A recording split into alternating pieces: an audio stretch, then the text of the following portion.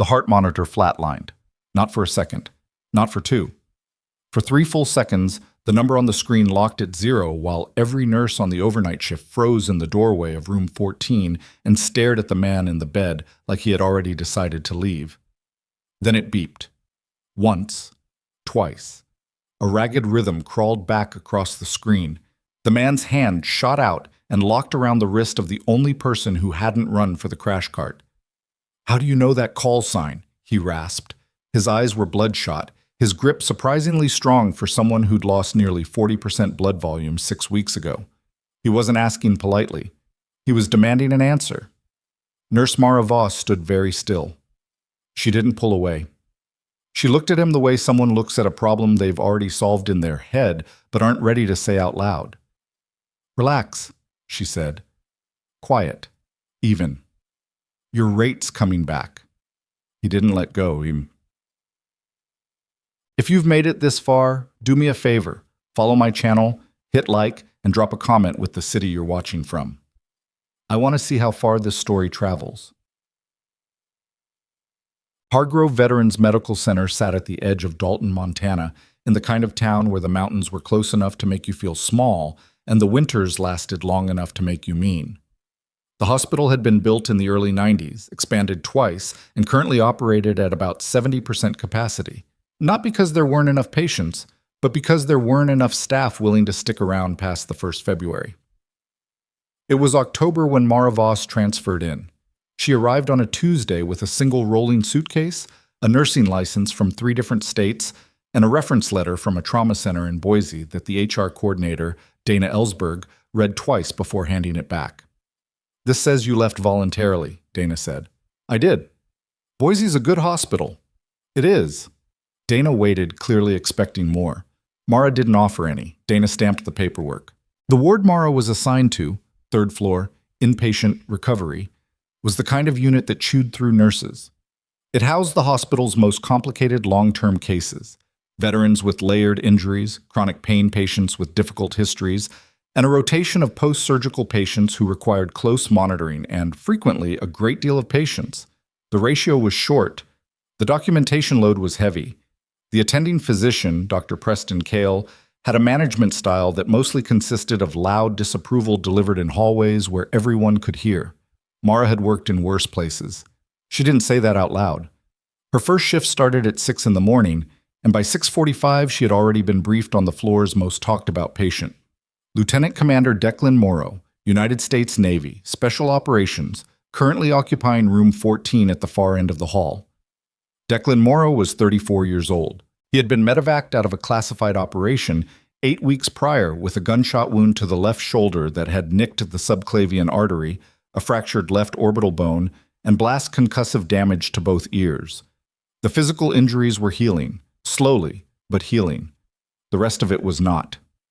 He refused the psych consult on Monday, said the outgoing night nurse, a tall Minnesotan named Jordan whose eyes had the distant look of someone running on hour 11 of a 12-hour shift. And the Monday before that. He hasn't eaten a full meal in 4 days. He barely sleeps, and when he does, he wakes up swinging. We've had 2 incidents with night staff. Incidents meaning what? Jordan hesitated. Meaning he grabbed someone's arm hard enough to bruise and threw a tray. Different nights. Was he oriented when it happened? Hard to say. He calmed down fast, but he won't talk about it. Jordan shrugged, pulling on his jacket. The staff psych flagged him for a consult with a specialist from Denver, but Commander Morrow told Dr. Kale he'd sign himself out AMA before he sat in a room with another shrink. What did Kale say? Kale said document it and move on. Jordan picked up his bag. Good luck, seriously. Mara read the chart at the nurse's station before she did anything else. She read it the way she read everything, carefully, without skimming, pausing on the places where the notes were thinner than they should be. Declan Morrow's chart had gaps. Not sloppy gaps, but deliberate ones. Portions of his service history were redacted. His injury report referenced an operation by a code designation she almost didn't catch. 5 letters, alphanumeric, buried in a line of administrative boilerplate. She caught it. She read it twice. Then she closed the chart and stood very still for a moment before walking down the hall. Room 14 had its curtain pulled and its overhead light off. The only light came from the monitoring equipment and the thin gray morning bleeding through the blinds. Declan Morrow was awake. He was sitting up in the bed with his back against the headboard, knees bent, looking at the wall with the focused vacancy of someone who wasn't really seeing it. He was a large man, even diminished by weeks of hospitalization. Broad-shouldered, with the kind of build that came from years of functional training rather than aesthetic effort. His left arm was in a stabilizing brace. There was a fading bruise along his jaw that had yellowed at the edges. His eyes, when he turned them toward the door, were dark brown and exhausted and immediately suspicious. "Vitals?" Mara said, not asking. "Did them an hour ago." "Shift change. I'm Mara. I'm on until 6 tonight." "Good for you." She came in anyway. Not aggressively, not with the chipper energy some nurses deployed like a defense mechanism. She moved the way she always moved in rooms like this. Deliberately, without rushing, making her actions visible and predictable. She checked the monitor. She noted the time on the IV bag. She didn't try to make conversation. Declan watched her the way people watch things they're trying to find something wrong with. She finished, made a note on her tablet, and was almost to the door when he spoke. "You're new. Transferred in this week?" "From where?" "Boise, most recently." A pause. "You always this quiet?" Mara looked back at him. "You want me to be louder?" He almost smiled. It didn't quite make it. "No." "Then we're good." She left. The floor's unofficial social hierarchy made itself clear to Mara by noon. There were 6 nurses on the daytime rotation, a charge nurse named Felicity Brandt, who had been at Hargrove for 11 years and ran the floor with the specific brand of bureaucratic authority that came from outlasting everyone around you, and 3 patient care technicians who did the bulk of the physical labor and received approximately none of the credit. Felicity Brandt had opinions about room 14. She shared them with Mara during the lunch break, in the break room, while reheating something that smelled like it had been in the refrigerator for several days. "He's not going to respond to whatever you tried this morning," Felicity said. She hadn't asked what Mara had tried. She was telling her preemptively. "We've had 2 travel nurses come through since August who both thought they were going to be the ones to crack him open. They're not here anymore." "I didn't try anything," Mara said. "You went in his room." "I did his vitals." Felicity stirred her food. "Just don't waste your time. Dr. Kale has already flagged him as a discharge risk. If he keeps refusing psych, they're going to push for an administrative transfer to the Denver facility." She said it like she was discussing a broken piece of equipment being sent back to the manufacturer. "Nothing personal." Mara looked at her. "It's a little personal. It's his recovery." Felicity's expression shifted, not quite offense, but the particular cooling that happened when someone said something that landed differently than expected. "Honey, I've been on this floor since before you were probably licensed. Some patients don't want to recover. You can't want it for them." Mara didn't argue. She finished her coffee and went back to work. What she did over the following 3 days was nothing dramatic. She didn't implement a plan. She didn't engineer moments of connection. She did her job. His vitals, his IV assessments, his wound checks. And when she was in the room, she was present without being performative about it. On Wednesday, she noticed he hadn't touched his dinner tray and mentioned without emphasis that the chili specifically was worse than anything she'd eaten in the field, and she'd eaten some genuinely terrible things in the field. She said it matter-of-factly, moving the tray aside to check his brachial line. She didn't look at him when she said it. He looked at her. "Field," he said. "Hmm? What field?" "The kind where the chow hall is a tent and the tent doesn't have walls." She finished the check, made her note. "Eat the crackers, at least. The crackers are always fine." She left before he could ask anything else. On Thursday, he ate the crackers. On Friday, he ate half the meal. Felicity noticed. She didn't say anything complimentary about it. She said, in the chart note huddle that afternoon, that Commander Morrow had increased his intake, but that they shouldn't read too much into it, that these patients had cycles, and that the psych referral was still pending. Dr. Kale nodded and said to keep monitoring. Nobody asked Mara what had changed. She didn't volunteer it. The thing about Declan Morrow was that he was not, as Felicity's framing suggested, a man who had given up. He was a man who had been through something that most people in this building couldn't conceptualize, who had come back to a world that kept handing him pamphlets about self-care and asking if he'd considered journaling, and who had correctly identified that none of it was useful. He wasn't broken. He was correctly calibrated to an environment that no longer existed and surrounded by people whose understanding of what he'd experienced was theoretical at best. Mara understood this without having to be told. She didn't tell him she understood it. She just stopped doing the things that weren't useful. By the end of her first week, she was the only person on staff who could go into room 14 without Declan's posture going rigid. She wasn't his favorite person. He didn't have a favorite person. But she'd stopped triggering the threat response that everyone else seemed to walk into without noticing. On Saturday, he spoke first. "You said field. What branch?" Mara was checking his shoulder dressing. The wound had been slow to heal, partly because he kept using the arm against medical advice. She didn't look up. "I didn't say a branch." "You implied military." "I implied I'd eaten bad food in a tent." She peeled back the edge of the secondary dressing, assessed, pressed it back. "This is still tracking slow. You need to stop using the arm." "I need my arm functional." "You need it attached to your body first. Those aren't the same timeline." She pressed the tape down. "It'll be functional. Give it the 3 weeks." He was quiet. She could feel him deciding whether to push the first question or let it go. He let it go. For now. Sunday was her day off.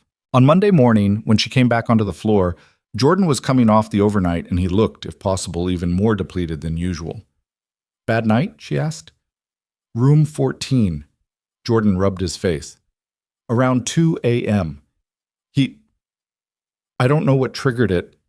Night terror, maybe." He was shouting, then he was standing in the middle of the room, and when Martinez went in to check on him, Jordan stopped. He wasn't violent. He didn't hurt anyone, but he wasn't there. It took about 10 minutes to get him back. Back where? To here, to now. Jordan pulled on his coat. He wouldn't talk about it after, just sat on the edge of the bed and looked at the floor until about 4, then he finally laid down. "He looks like hell this morning." Mara went to the chart first, then to the room. Declan was awake, which wasn't surprising. He was sitting on the side of the bed rather than in it, still in the hospital-issue clothes from the night before. The room smelled like someone who hadn't slept. He looked up when she came in. She didn't say good morning. She looked at him the way a person looks when they're taking stock of something without judging it. "You want to stay in the bed, or is the chair better today?" she asked. Something moved across his face, not gratitude exactly, something more careful than that. The recognition that she'd asked the question she asked instead of the ones she hadn't.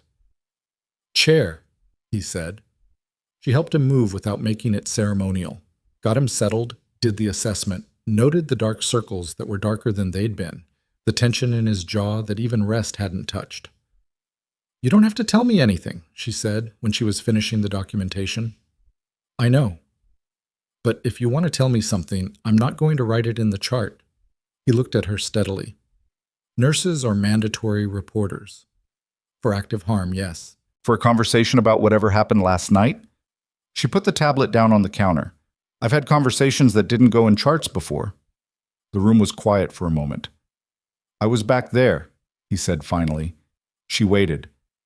"Not like a dream, like, He stopped. Looked at his hands. "Like I couldn't find the line between then and now. I knew it wasn't real, and it didn't matter. It was still real."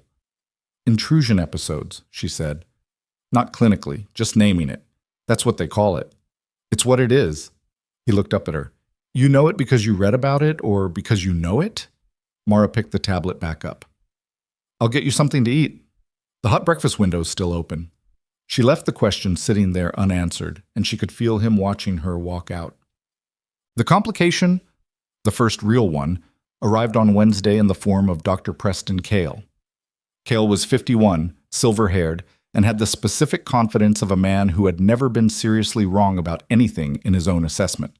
He ran the floor like a production schedule, evaluated patients in terms of throughput and bed days, and had written a note in 3 separate charts in the past month that used the phrase "not clinically progressing as expected" in a way that functioned more as bureaucratic CYA than medical assessment.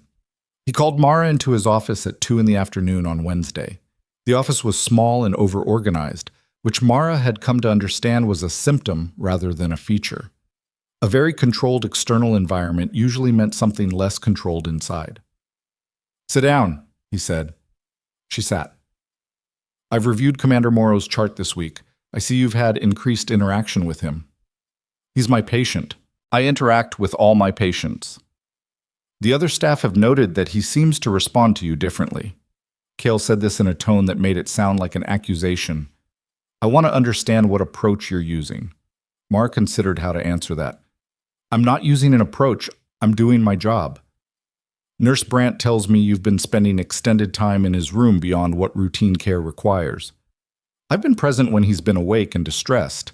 That's standard practice for patients at elevated discharge risk.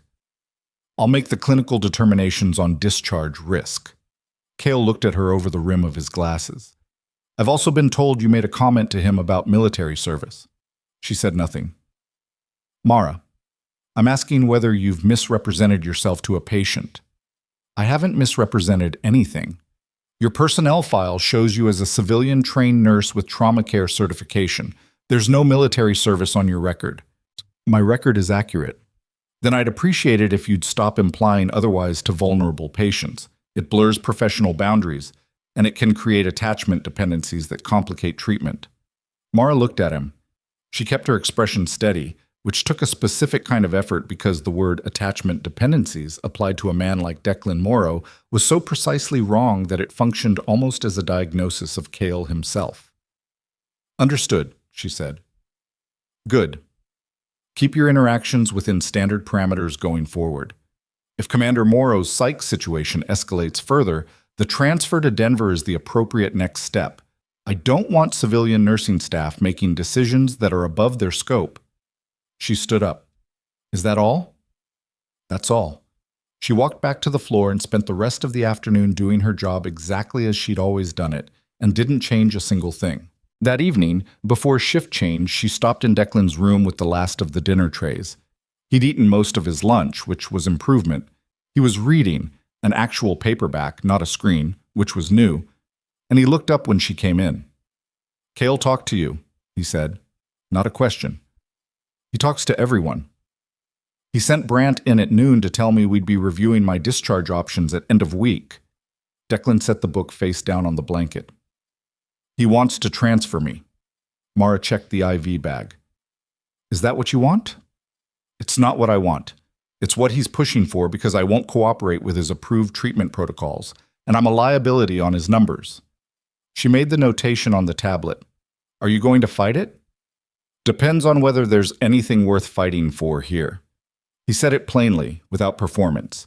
It was possibly the most direct thing he'd said to her in 2 weeks. "You know what they sent the last psych consult in to ask me? Whether I had a safety plan. Whether I felt hopeless." He shook his head. "I don't feel hopeless.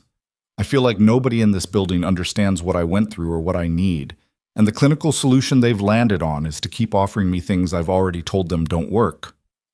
"What would work?" she asked. He looked at her for a long moment.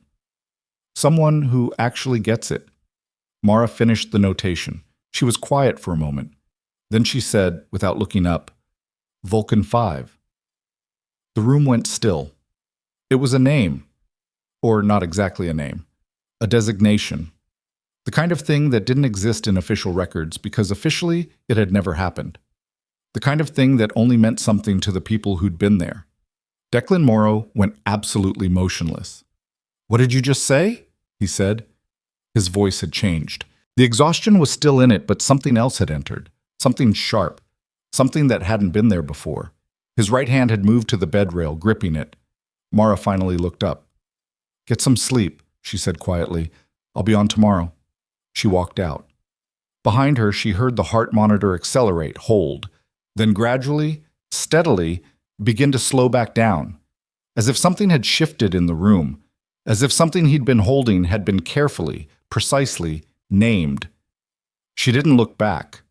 She walked to the nurse's station, logged her last notation of the shift, and clocked out. Outside, the Montana sky had gone fully dark, and the mountains were just silhouettes, massive and cold and holding their shapes the way they always did, patient and immovable, regardless of what happened below. Mara Voss pulled her jacket on and walked to her car. She'd be back at 6. Declan Morrow did not sleep that night. Jordan noted it in the morning handoff. Patient awake at midnight check, awake at 2, awake at 4, vital stable but resting heart rate elevated 10 points above his baseline. No incidents, no shouting. He'd just been sitting there, Jordan said, with the light off and his eyes open, which was somehow more unsettling than the nights he woke up fighting. Mara heard the report, made her mental note, and went to room 14 first. He was sitting in the chair this time, not the bed. He'd managed to get himself there without calling for help, which meant he'd used the left arm again, which she could see by the way he was holding it slightly away from his body. The paperback was on the nightstand, closed. He looked like a man who had spent the night taking something apart and putting it back together, and wasn't entirely sure it had gone back together correctly. She came in without preamble, checked the monitor, checked the IV, made her notes. "You used the arm," she said. "I'm aware. I'm going to look at the shoulder." He didn't argue. She moved the brace, checked the dressing, pressed gently around the surgical site. The tissue was still intact. He hadn't pulled anything, but the skin around the incision was angrier than it had been yesterday, a dull, hot red that meant he'd been putting load on it. "Nothing's torn," she said, "but it's irritated. Ice this morning, limit the movement." "Fine." She replaced the brace. He hadn't looked at her directly since she'd walked in. His eyes kept going to the window where the early light was doing what early light in Montana did in October, gray and flat and giving nothing away. "You're going to ask me," he said. "I'm not." "You said something last night that—" He stopped, started again, differently. "Where did you hear that designation?" Mara picked up her tablet. "I heard it in a place where it was being used. That narrows it down to approximately 6 people in the world. Then you can narrow it down yourself." He turned his head and looked at her directly for the first time that morning. His expression wasn't hostile. It was the kind of focused, precise attention that people develop when they've spent years in situations where reading another person correctly is not an academic exercise. "You're not going to tell me," he said. "Not yet." "Why not?" She finished her note and looked up. "Because right now, it would make this about me, and it's not about me. You've got a shoulder that needs 3 more weeks, a psych flag that's keeping you here, and a physician who wants to ship you to Denver before the end of the month. Let's work on those things." He stared at her. "You're infuriating," he said. "Yeah." She moved toward the door. "Breakfast is oatmeal or eggs today. The eggs are passable. I'd go with the eggs." She heard him make a sound that might have been, in some alternate version of this conversation, a short laugh. She didn't look back. The rest of the morning was ordinary in the way hospital mornings were ordinary. A controlled chaos of overlapping needs, understaffed coverage, and the constant background tension of too many tasks and not enough hours. Mara moved through it efficiently, the way she moved through everything, without wasted motion, without drama. Felicity Brandt watched her. This was not a new phenomenon. Felicity had been watching Mara since the first day, with the particular attention of someone who had decided early on that a thing was one way and was now waiting for evidence to confirm it. The evidence kept not cooperating, which seemed to be making Felicity more vigilant rather than less. At 10:30, Felicity stopped Mara at the medication cart. "Commander Morrow ate breakfast," Felicity said. "He did." "Full tray." "Mostly full." Felicity folded her arms. She was a tall woman, broad-shouldered, with reading glasses pushed up on her head that she never seemed to actually use for reading. "I want to understand what you said to him." "I told him the eggs were passable." "Before that, last night," Mara pulled up the medication schedule on the cart screen. "I did my job, Felicity." "Jordan said you were in his room for 14 minutes at end of shift. That's not routine care." "He was awake, and I did a full assessment. That takes time." Felicity's voice dropped.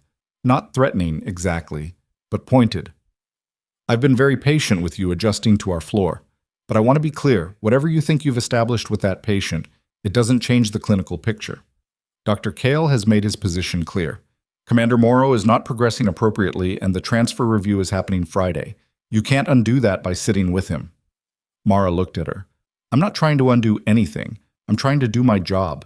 Your job is not to override the attending physician's treatment plan." My job is patient care. If I see something the plan is missing, I'm obligated to flag it. To the physician, not to act unilaterally. I haven't acted unilaterally. I've talked to a patient who wasn't sleeping or eating. Those are nursing concerns, and they're within my scope. Mara pulled the medication she needed from the cart. If Dr. Kale wants to discuss my documentation, I'm happy to do that. Felicity's jaw tightened. I'll pass that along. Mara took her medication and went to her next room.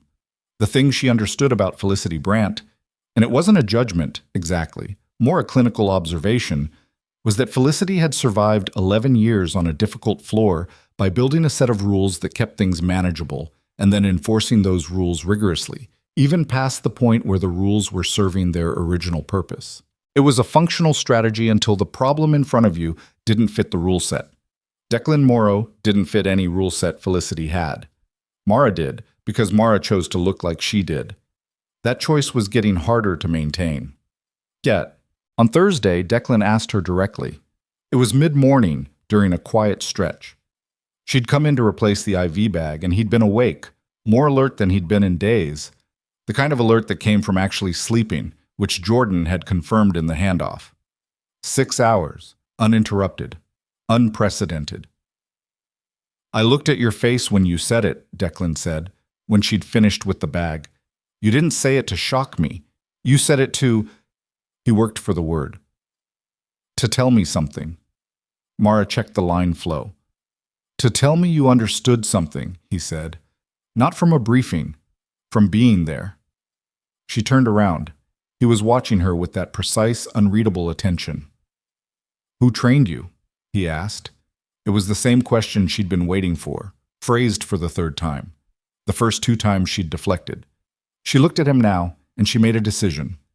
People who didn't get a second chance, she said. The room was quiet. He absorbed that, not like someone hearing a figure of speech, but like someone running coordinates, locating a position on a map they'd thought was empty. A forward surgical team, he said slowly. Not attached to a conventional unit. She said nothing. Classified attachment, which means JSOC adjacent, or... He stopped. His eyes sharpened. Or something above that. Mara picked up her tablet. You need to get some physical therapy in today, she said. The shoulder. Even if it's passive range, it matters for the long recovery. You're doing it again. Doing what? Answering a different question than the one I asked. She looked at him, and for the first time since she'd started on this floor, she let something show that she usually didn't. Not much. Just enough. Yes, she said. I am. She left it there and walked out, and she didn't look at her tablet until she was past the door and into the hall, where she stood for a moment with her back to the wall and breathed out slowly. This was the part where things got complicated. Friday arrived with a cold front that pushed the temperature down 15 degrees by noon and put a thin skin of ice on the parking lot that 2 orderlies slipped on before anyone thought to put down salt. The mountain visibility dropped. The sky went the color of old aluminum. Inside, the heat came on loud and inconsistent, which meant some rooms were too warm and some were drafty, and the nursing staff spent more time than usual adjusting blankets. The transfer review for Declan Morrow was scheduled for 2 p.m. in Kale's office. Mara found out about it at 1:30, when she was already in the middle of a complicated dressing change and couldn't leave. What she found out? From one of the PCTs, a quiet, competent young woman named Yolanda, who picked up more information than she was usually credited for, was that the meeting included not just Kale, but also the hospital's patient services director, a man named Wallace Pruitt, and a representative from the VA regional office in Denver. That was not a routine transfer review. That was a paperwork and done situation dressed up as a clinical assessment. She finished the dressing change, documented it, and went to room 14 at 1:50. Declan could tell from her face that something was wrong, not dramatically wrong. Her expression didn't work that way, but there was a compression to it that he'd gotten good enough at reading to notice. What's happening? He asked. They're meeting about you right now. It's not just Kale, there's someone from the VA regional office. He was quiet for a moment. Transfer's already decided. I don't know that. I do. He looked at the window. It was going to happen. Kale's had it in his mind since the second week. I'm not a productive patient. Mara sat down, which she didn't usually do. She sat in the chair beside the bed and looked at him straight. Do you want to go to Denver? No. Then you need to let me do something. He looked at her carefully. What kind of something?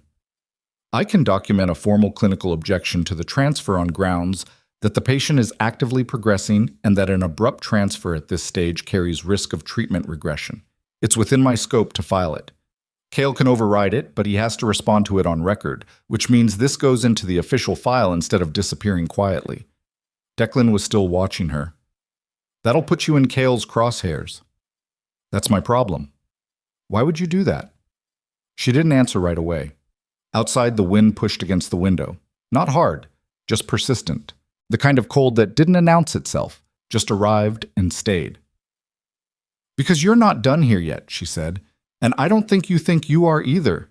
He looked at her for a long moment. Do it, he said. She filed the objection at 2:15 from the nurse's station, with Yolanda as the silent witness who would later insist she hadn't been watching. It was 3 paragraphs. Clinical observation of measurable improvement over the prior 7 days, specific documentation of increased intake, improved sleep, and patient engagement with treatment, and a statement that precipitous transfer carried documented risk of disrupting established therapeutic rapport and potentially reversing gains. She used careful, precise language. She didn't overreach. She didn't editorialize. She made it as hard to dismiss as possible while staying exactly inside the lines of what she was permitted to do. Then she sat back and waited. She didn't wait long. Cale came to the nurse's station at 3:45. He didn't raise his voice. He was, in fact, very controlled, which in Mara's experience was usually more dangerous than volume. My office, he said. Felicity was at the station. She kept her eyes on her screen and did not look up, which told Mara everything she needed to know about Felicity's position on this. In Cale's office, with the door closed, he put her objection form on the desk between them. This is a significant overreach, he said. It's within nursing scope to document clinical concerns about patient care plans. You're not a clinical decision maker. You're flagging a treatment decision by the attending without the qualifications to evaluate it. I'm flagging a nursing concern, which I'm required to do when I observe something that affects patient welfare. The evaluation is yours. I'm not making a recommendation about the transfer. I'm documenting my observations about the patient's current trajectory and the potential risks. Cale leaned forward. Let me be direct with you. You've been here 3 weeks. You don't know this patient's full clinical picture. You don't know the institutional context of this case.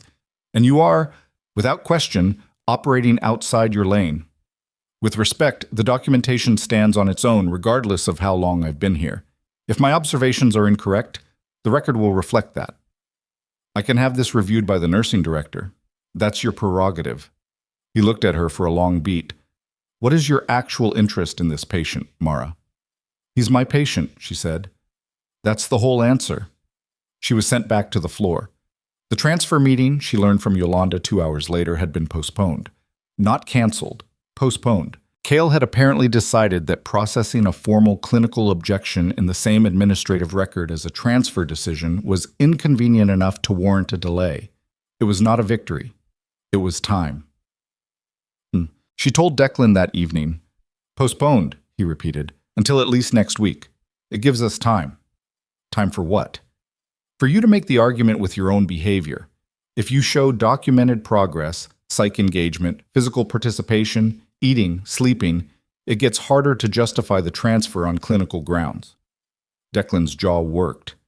You want me to play the game. I want you to survive the game long enough to actually get what you need from this. She paused. Is that the same thing you want? He was quiet for a moment. Then, I'll talk to the psych consult. Mara kept her expression even. That was not a small thing. She knew that and he knew that, and neither of them made a production of it. I'll get it scheduled, she said. Not the Denver guy. There's someone here. Dr. Nadia Lev. Mara considered her words. She doesn't do it by pamphlet. He almost smiled again. This time it made it a little further. Fine, he said. Quote, the following week existed in layers. On the surface, it was a relatively routine stretch of days on third floor.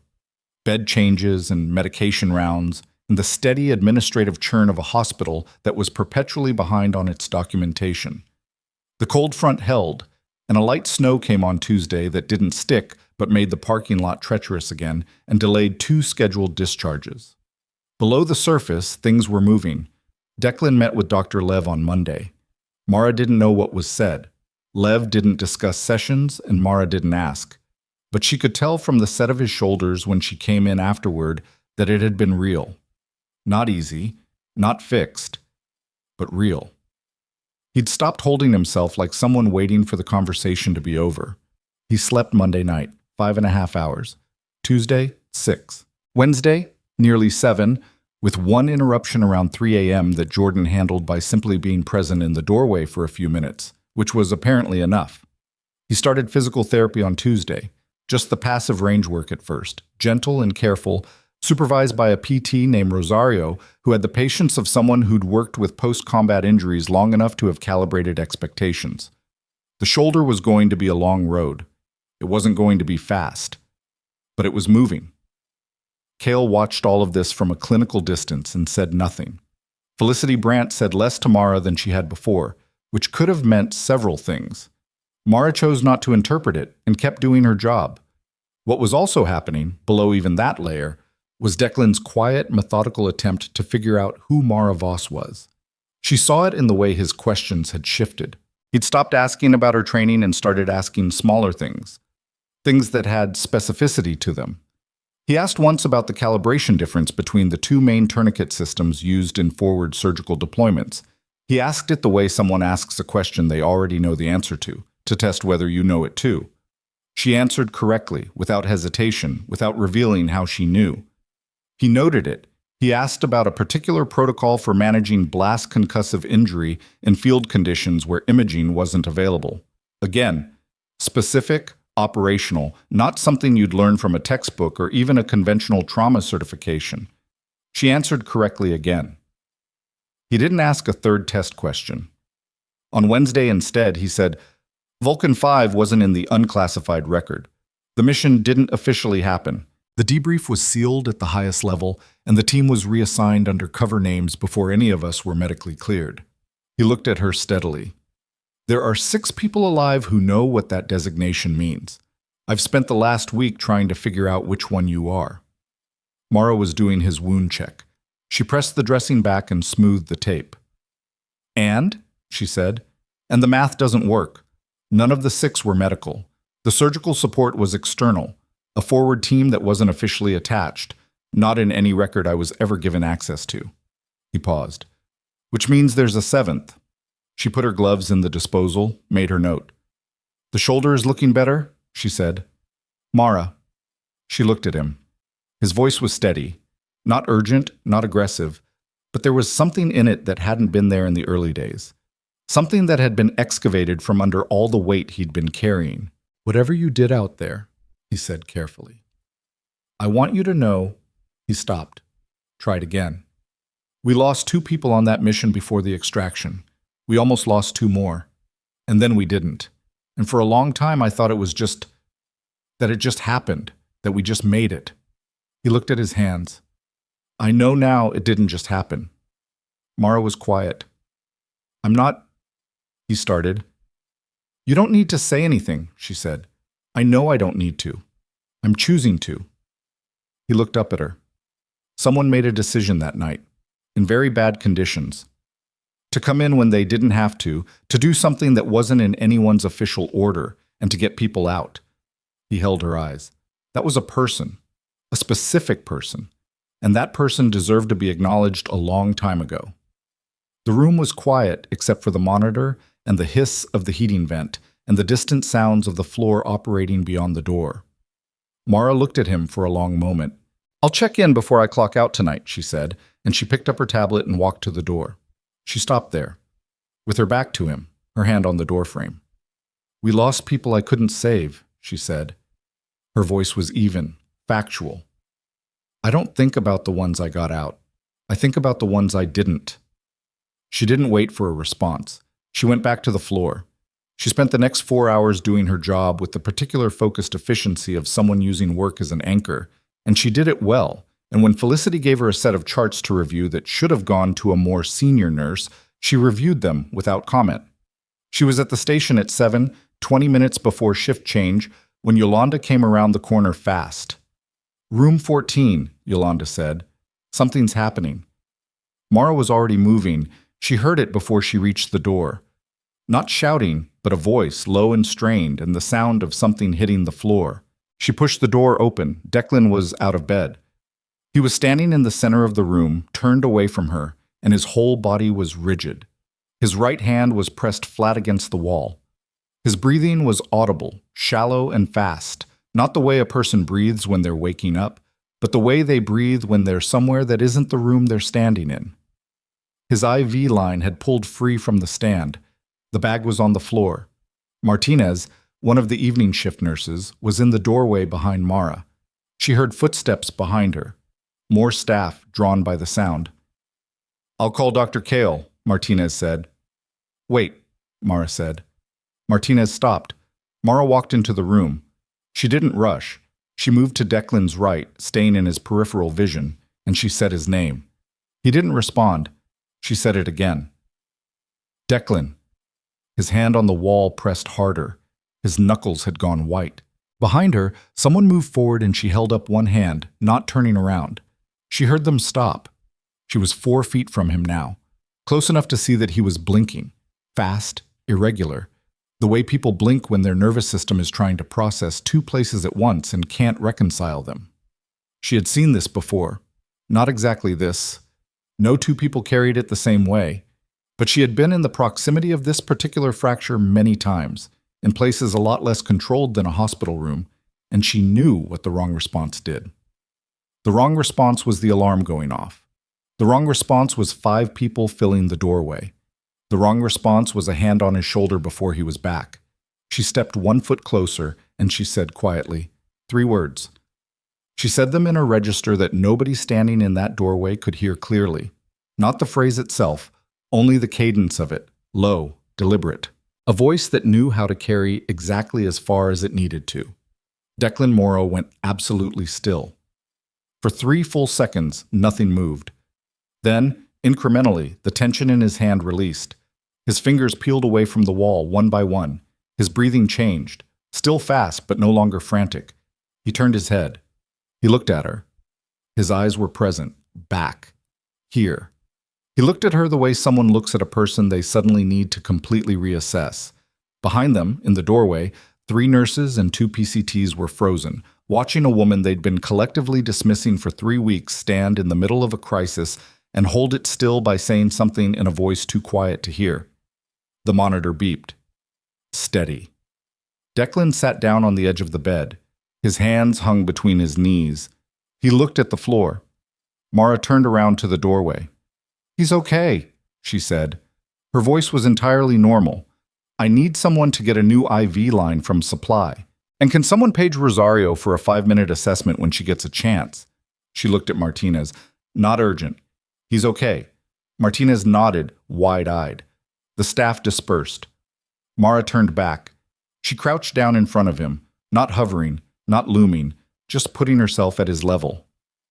"You're back," she said. He didn't answer right away. He was still getting his breath under control, still finding the edges of the room, still assembling the present tense. "What did you say to me?" he asked finally. Mara looked at him. "You know what I said?" she said quietly. And the thing was, he did. He knew exactly what she'd said. He knew the words. He knew what they meant, what they signified, where they came from. He knew the place you had to have been to know those words and say them with that weight and mean them.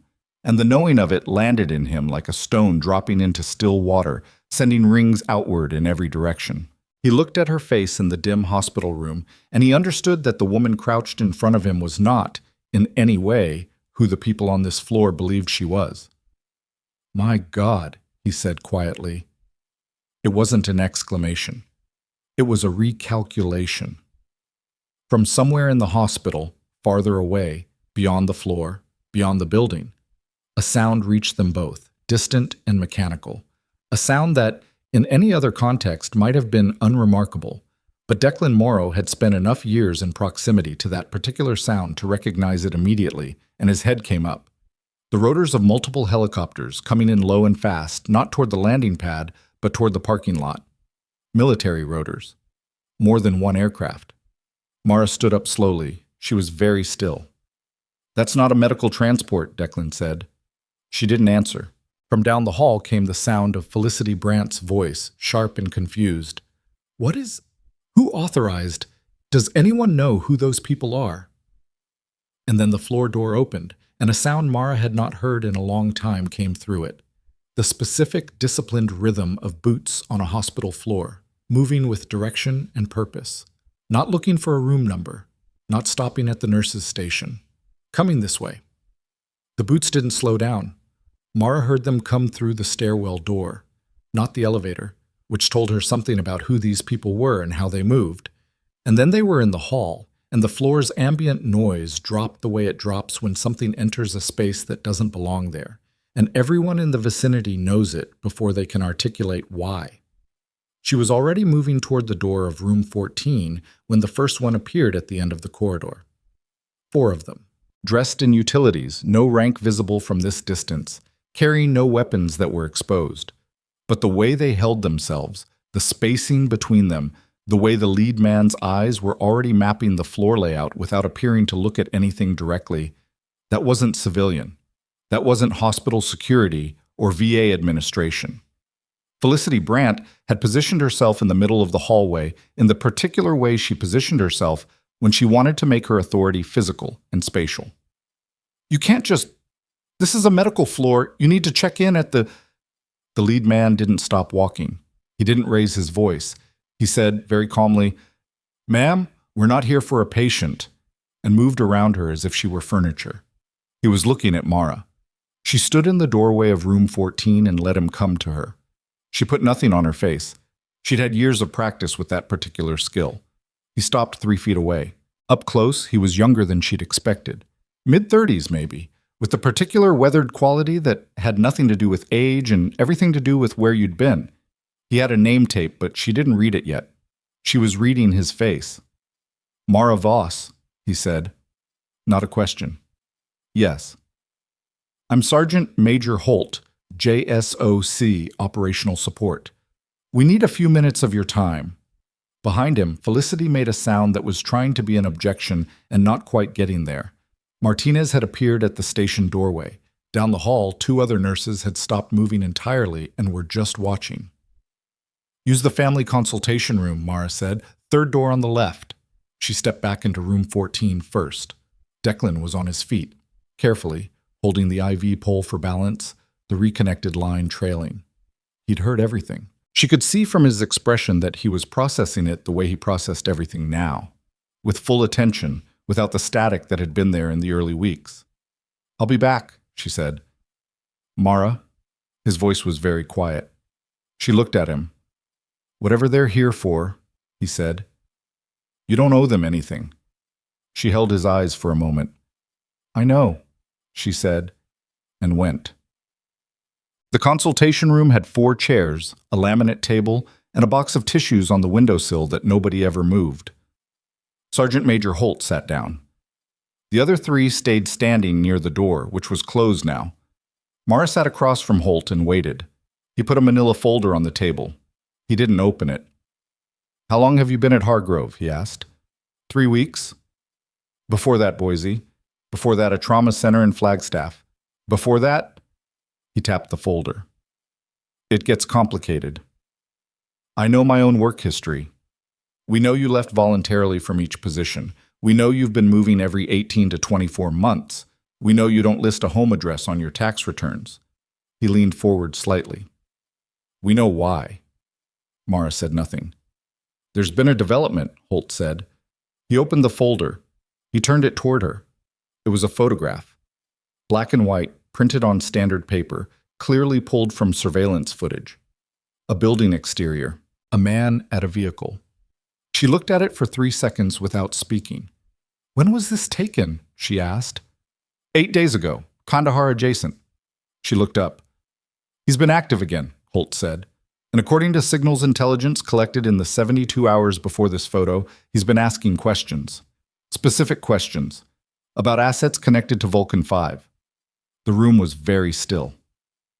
I've been out for 4 years, Mara said. We know that. He doesn't appear to. She looked at the photograph again. The man in it was mid-50s, heavy through the shoulders, standing beside a vehicle with his hand on the door handle. An ordinary posture. The kind of posture that was designed to look ordinary. She knew the face. She'd last seen it through a scope, at distance, on a night when 3 operators from Declan Morrow's task force were bleeding out in a collapsed structure, and this man was the reason they were there. He's building something, Holt said. We don't know the full shape of it yet, but the intelligence picture suggests he's looking for people connected to what happened that night, people who know what he did. A pause. People who could testify. Mara set the photograph down on the table. She kept her hands flat. Why are you here? She asked. Specifically, why Hargrove?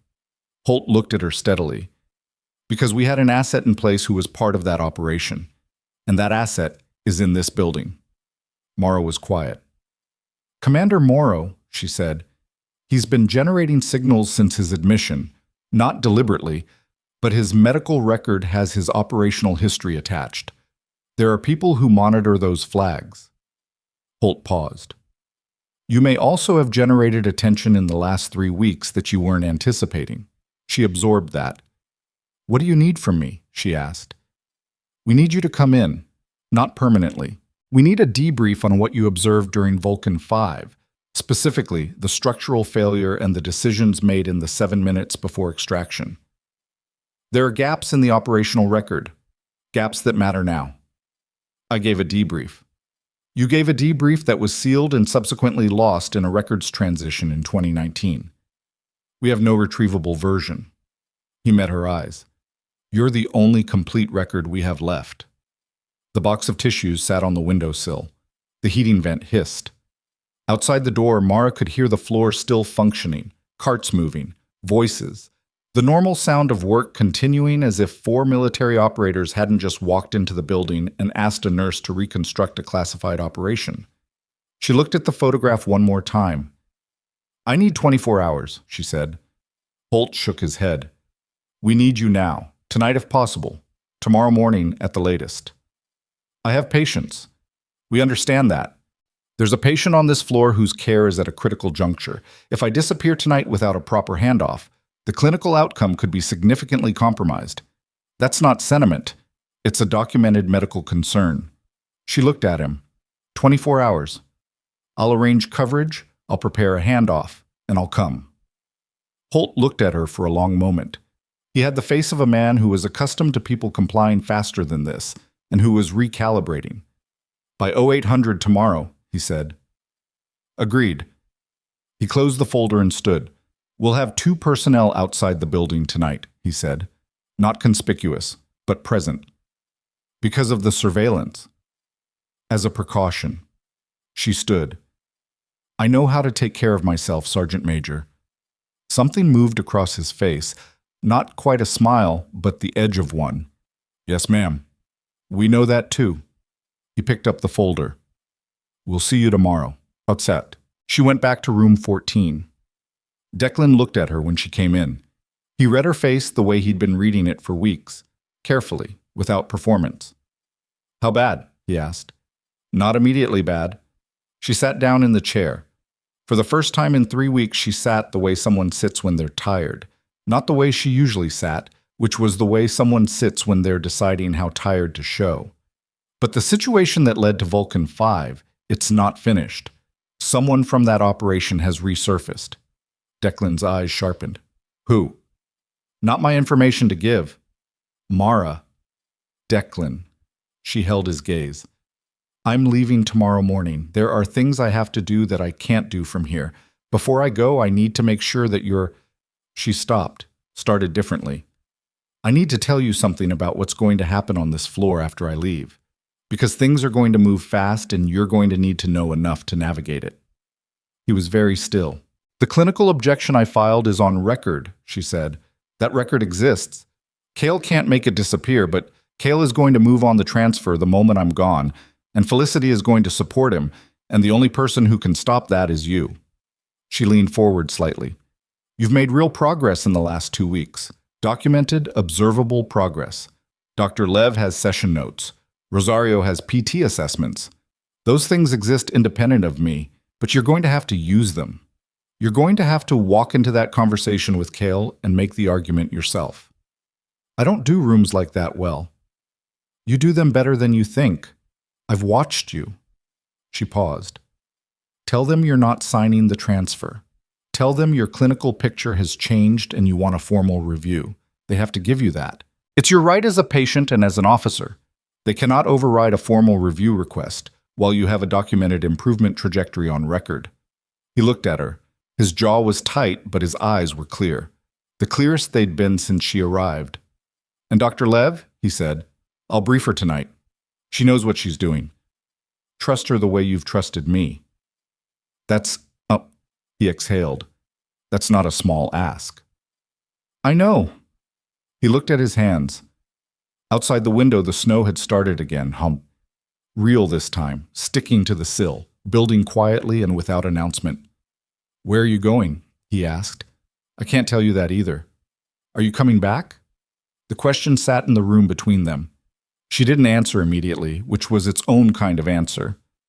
I don't know yet, she said. I want to, but I don't know what tomorrow looks like. He nodded slowly. He didn't push. That restraint, the ability to hold a question without forcing an answer, was something she'd watched develop in him over weeks, layer by layer, as the noise in his head had gotten quieter. You said people who didn't get a second chance, he said. The people who trained you. Yes.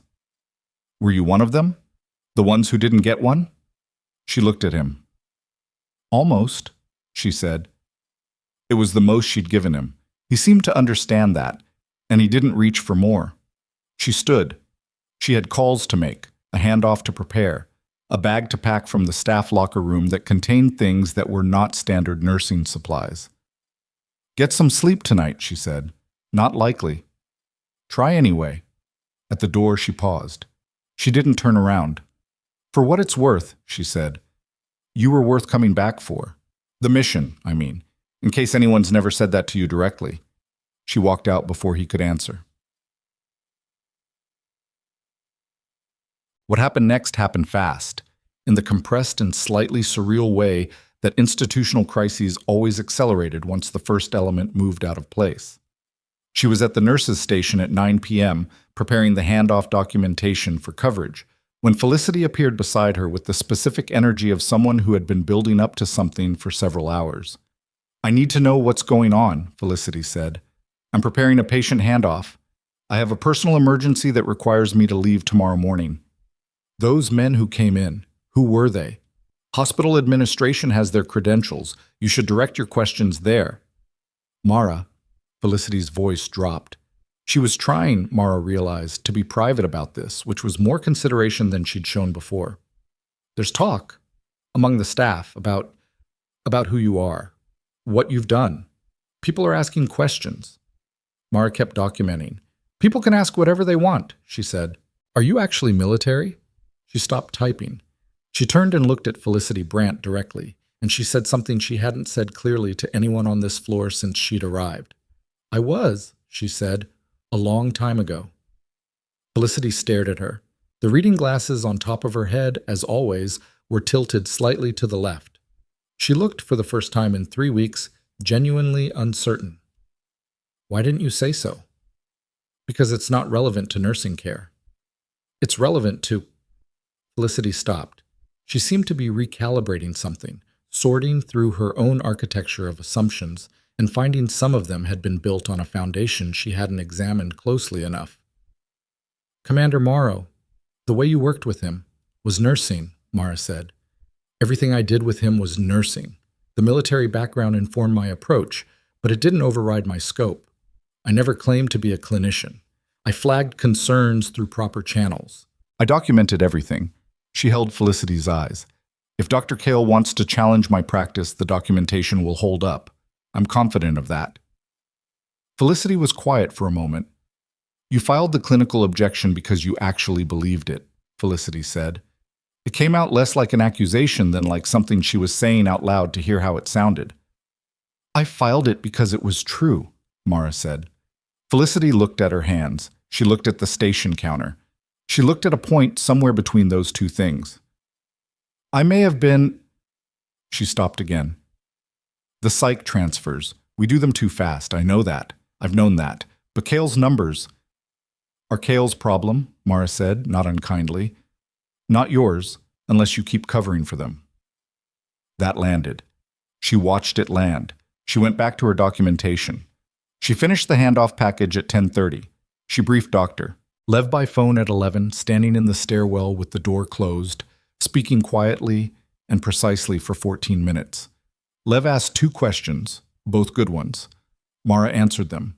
She was packing her locker at 11:45 when Martinez appeared in the doorway of the staff room. "There's something happening," Martinez said. Her voice was off. "In the parking lot." Mara stopped. "What kind of something?" "One of the cars. Someone was in it. A man. Security found him 20 minutes ago. He's not staff. He's not a visitor. He had—" Martinez faltered. "He had a photograph." Mara kept her voice very steady. "Of what?" "Of this building. Of the staff entrance."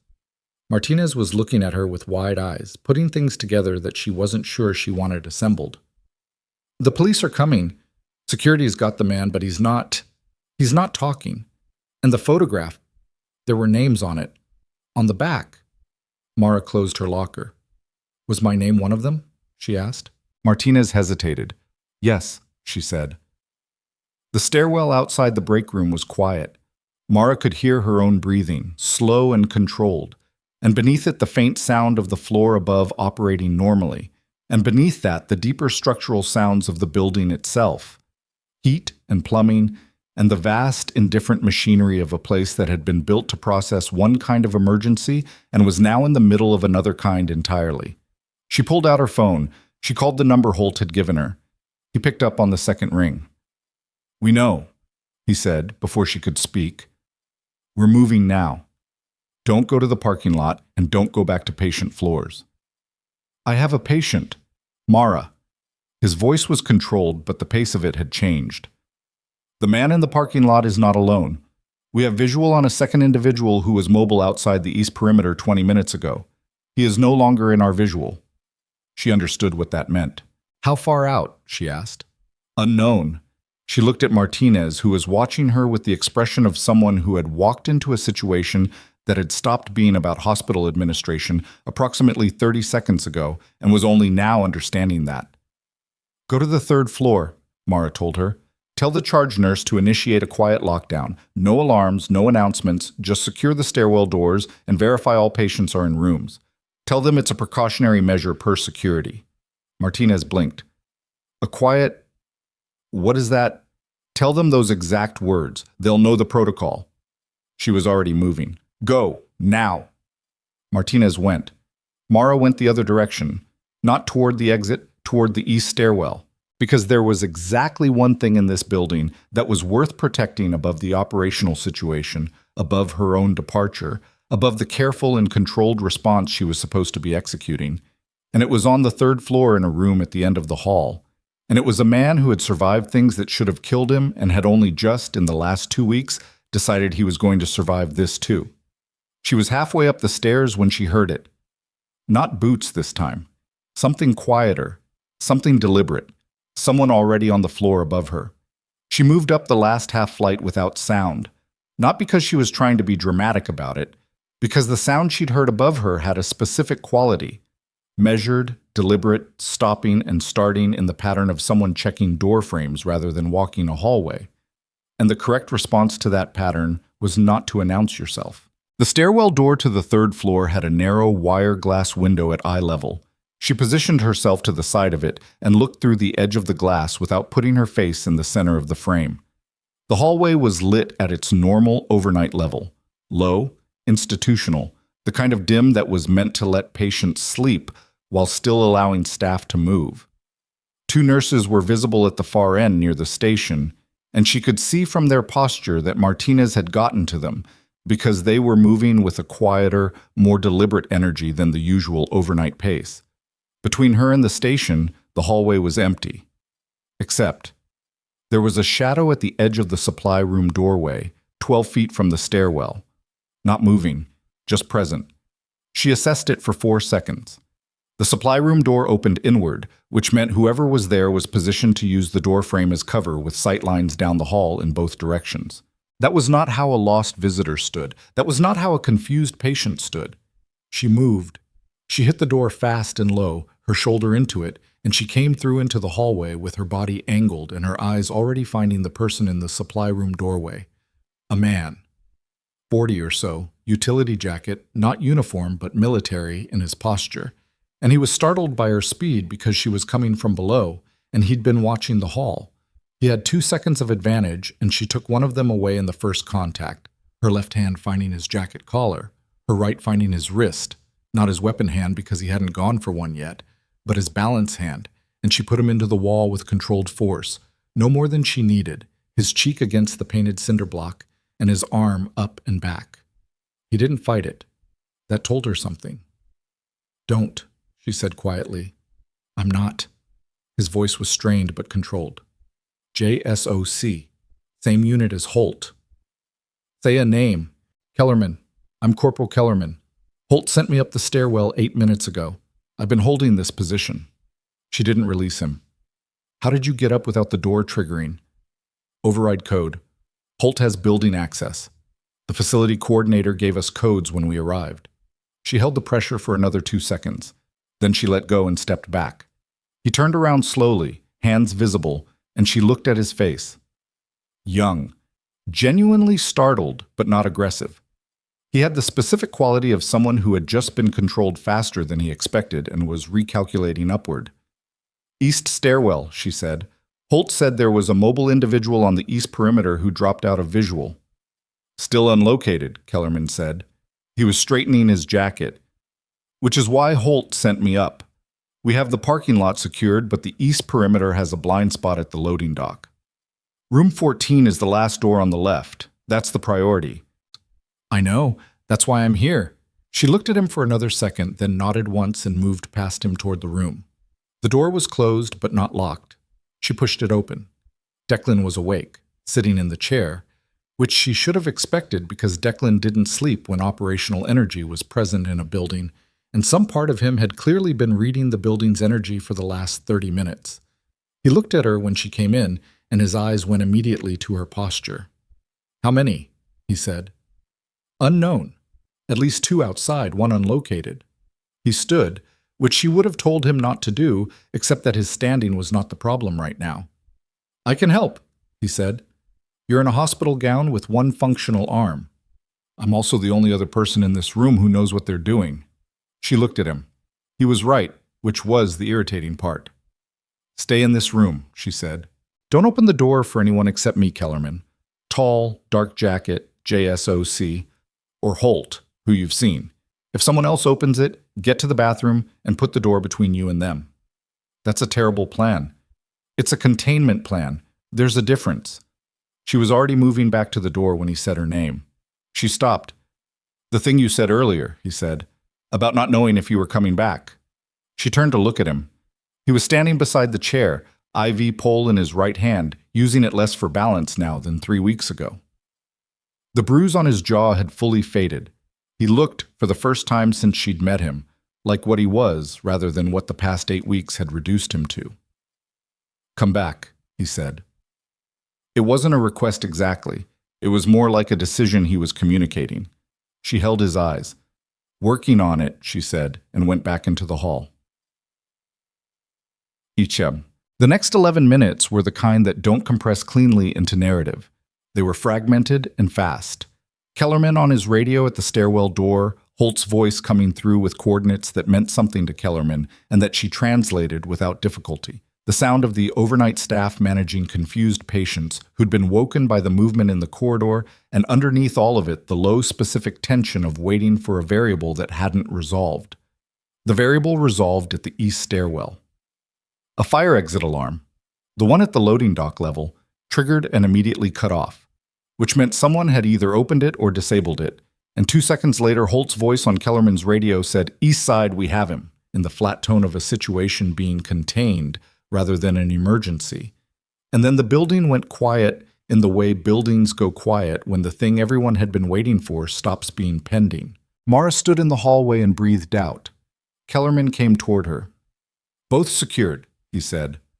"Local law enforcement, ETA 7 minutes. Holt wants you to come down." 5 minutes, she said. She went back to room 14. "Secured," she told Declan. He sat back down. He looked at her with the expression of a man who had spent 11 minutes sitting in a room listening to the sounds of something operational happening just outside his reach, and who was very aware of how that had felt and what it meant about how far he'd come and how far he hadn't. "Tell me it wasn't about me specifically," he said. "It wasn't about you specifically. You were a secondary element." She sat down on the edge of the bed, facing him. "The primary target was the debrief. They didn't want it to happen. They wanted to identify the assets connected to that operation and prevent testimony. And you're the testimony. I'm the only complete record." He looked at her. "So they knew you were here. They found out.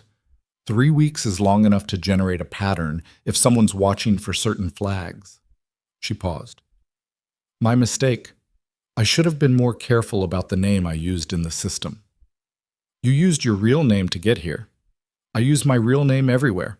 I stopped running a cover 4 years ago." A beat. "It's harder to stop than most people think." He was quiet for a moment. Outside, the sound of sirens, local police arriving fast, dissolving as they cut them in the hospital lot. "The designation you said," he said. "Vulcan 5. That night. You said it to tell me you were there." "Yes." "And to test whether I'd recognize it." "Yes." He looked at his hands. "I recognized it in about 2 seconds. Spent the rest of that night trying to figure out how you could have been there without being in any record I'd ever seen. I was there under a different name, and the unit I was attached to was never formally acknowledged. The whole surgical team we were support that officially didn't exist, which meant our debrief was sealed separately, and when it was lost in the records transition, she stopped. We effectively ceased to exist operationally. 4 dead operators from that mission," he said. 2 of them bled out in the structure before the extraction. 2 more after, at the forward base." "I know." "The 2 in the structure, the ones who made it to extraction, they had intervention that wasn't in the operational record. Clean field work. Somebody managed both of them simultaneously in a space barely big enough to turn around in." He looked at her directly. "That was you." She said nothing. "The reason I know," he said, "is because I was one of them." The room was very still. She held his eyes. "I know," she said quietly. He absorbed that.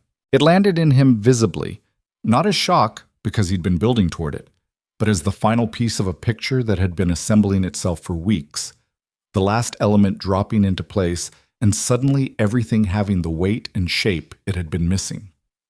"You've known since when?" he said. "I recognized your name when I read your chart on my first day," she said. "Admission records include operational history summaries for SOCOM-affiliated patients. Enough to know." He looked at the floor. A long moment passed. "You transferred to this hospital," he said, slowly, like he was working it out as he spoke. "You specifically transferred here." She said nothing, which was the same as saying yes. "Why?" She was quiet for a moment. Outside voices. The police, Holt's team, the controlled convergence of 2 kinds of authority in a parking lot in Montana at midnight. "Because the report I read on your admission said you were refusing treatment and deteriorating," she said. "And I know what that looks like from the inside, and I know what it looks like when the people around someone don't have the right tools to reach them." She paused. "And because there's a category of debt that doesn't get discharged by time." He looked at her for a long moment. "You don't owe me anything," he said. "I know that too." Shut. Holt's debrief was moved. Not canceled. The intelligence situation had made it more urgent, not less, but relocated to a secure facility outside Dalton, and the timeline had shifted from tomorrow morning to a convoy leaving at 0400. Holt told her this at 12:15 in the hospital's ground floor conference room, with 2 local police officers in the corridor outside and the facility's security coordinator looking overwhelmed in the corner. "The 2 individuals in custody are being processed now," Holt said. "They're contracted, not direct, which means someone hired them at a distance and there will be layers to unpeel before we get to the source." He looked at her. "You understand the debrief timeline has moved up?" "I do." "And you'll be available at 0400. "Yes." She paused. "There's something I need you to do first." He looked at her. "Commander Morrow's transfer review," she said. "It's been postponed pending outcome of a clinical objection I filed.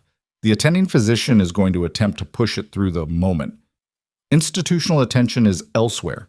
I need someone with appropriate authority to flag that case file for review by the VA's Patient Advocacy Office before I leave." Holt was quiet for a moment. "That's not exactly in my operational lane." "No, but you have contacts who can make one phone call. The file is on record at Hargrove under his name. The clinical objection is dated and documented. All I'm asking for is a flag that keeps it from being quietly processed while nobody's watching." He looked at her steadily. "You came here for him," Holt said. "I came here because the mission required it," she said, "and because the mission turned out to be more than one thing. A beat." "I'll make a call," Holt said. She went back upstairs at 12:40. Not to room 14, not yet. She went to the nurses' station where Felicity Brandt was sitting with the expression of a person who had watched an ordinary shift become something fundamentally different and was still in the process of sorting out what that meant for her understanding of the last 3 weeks. "I'm leaving at 4, Mara said. "My handoff documentation is in the system.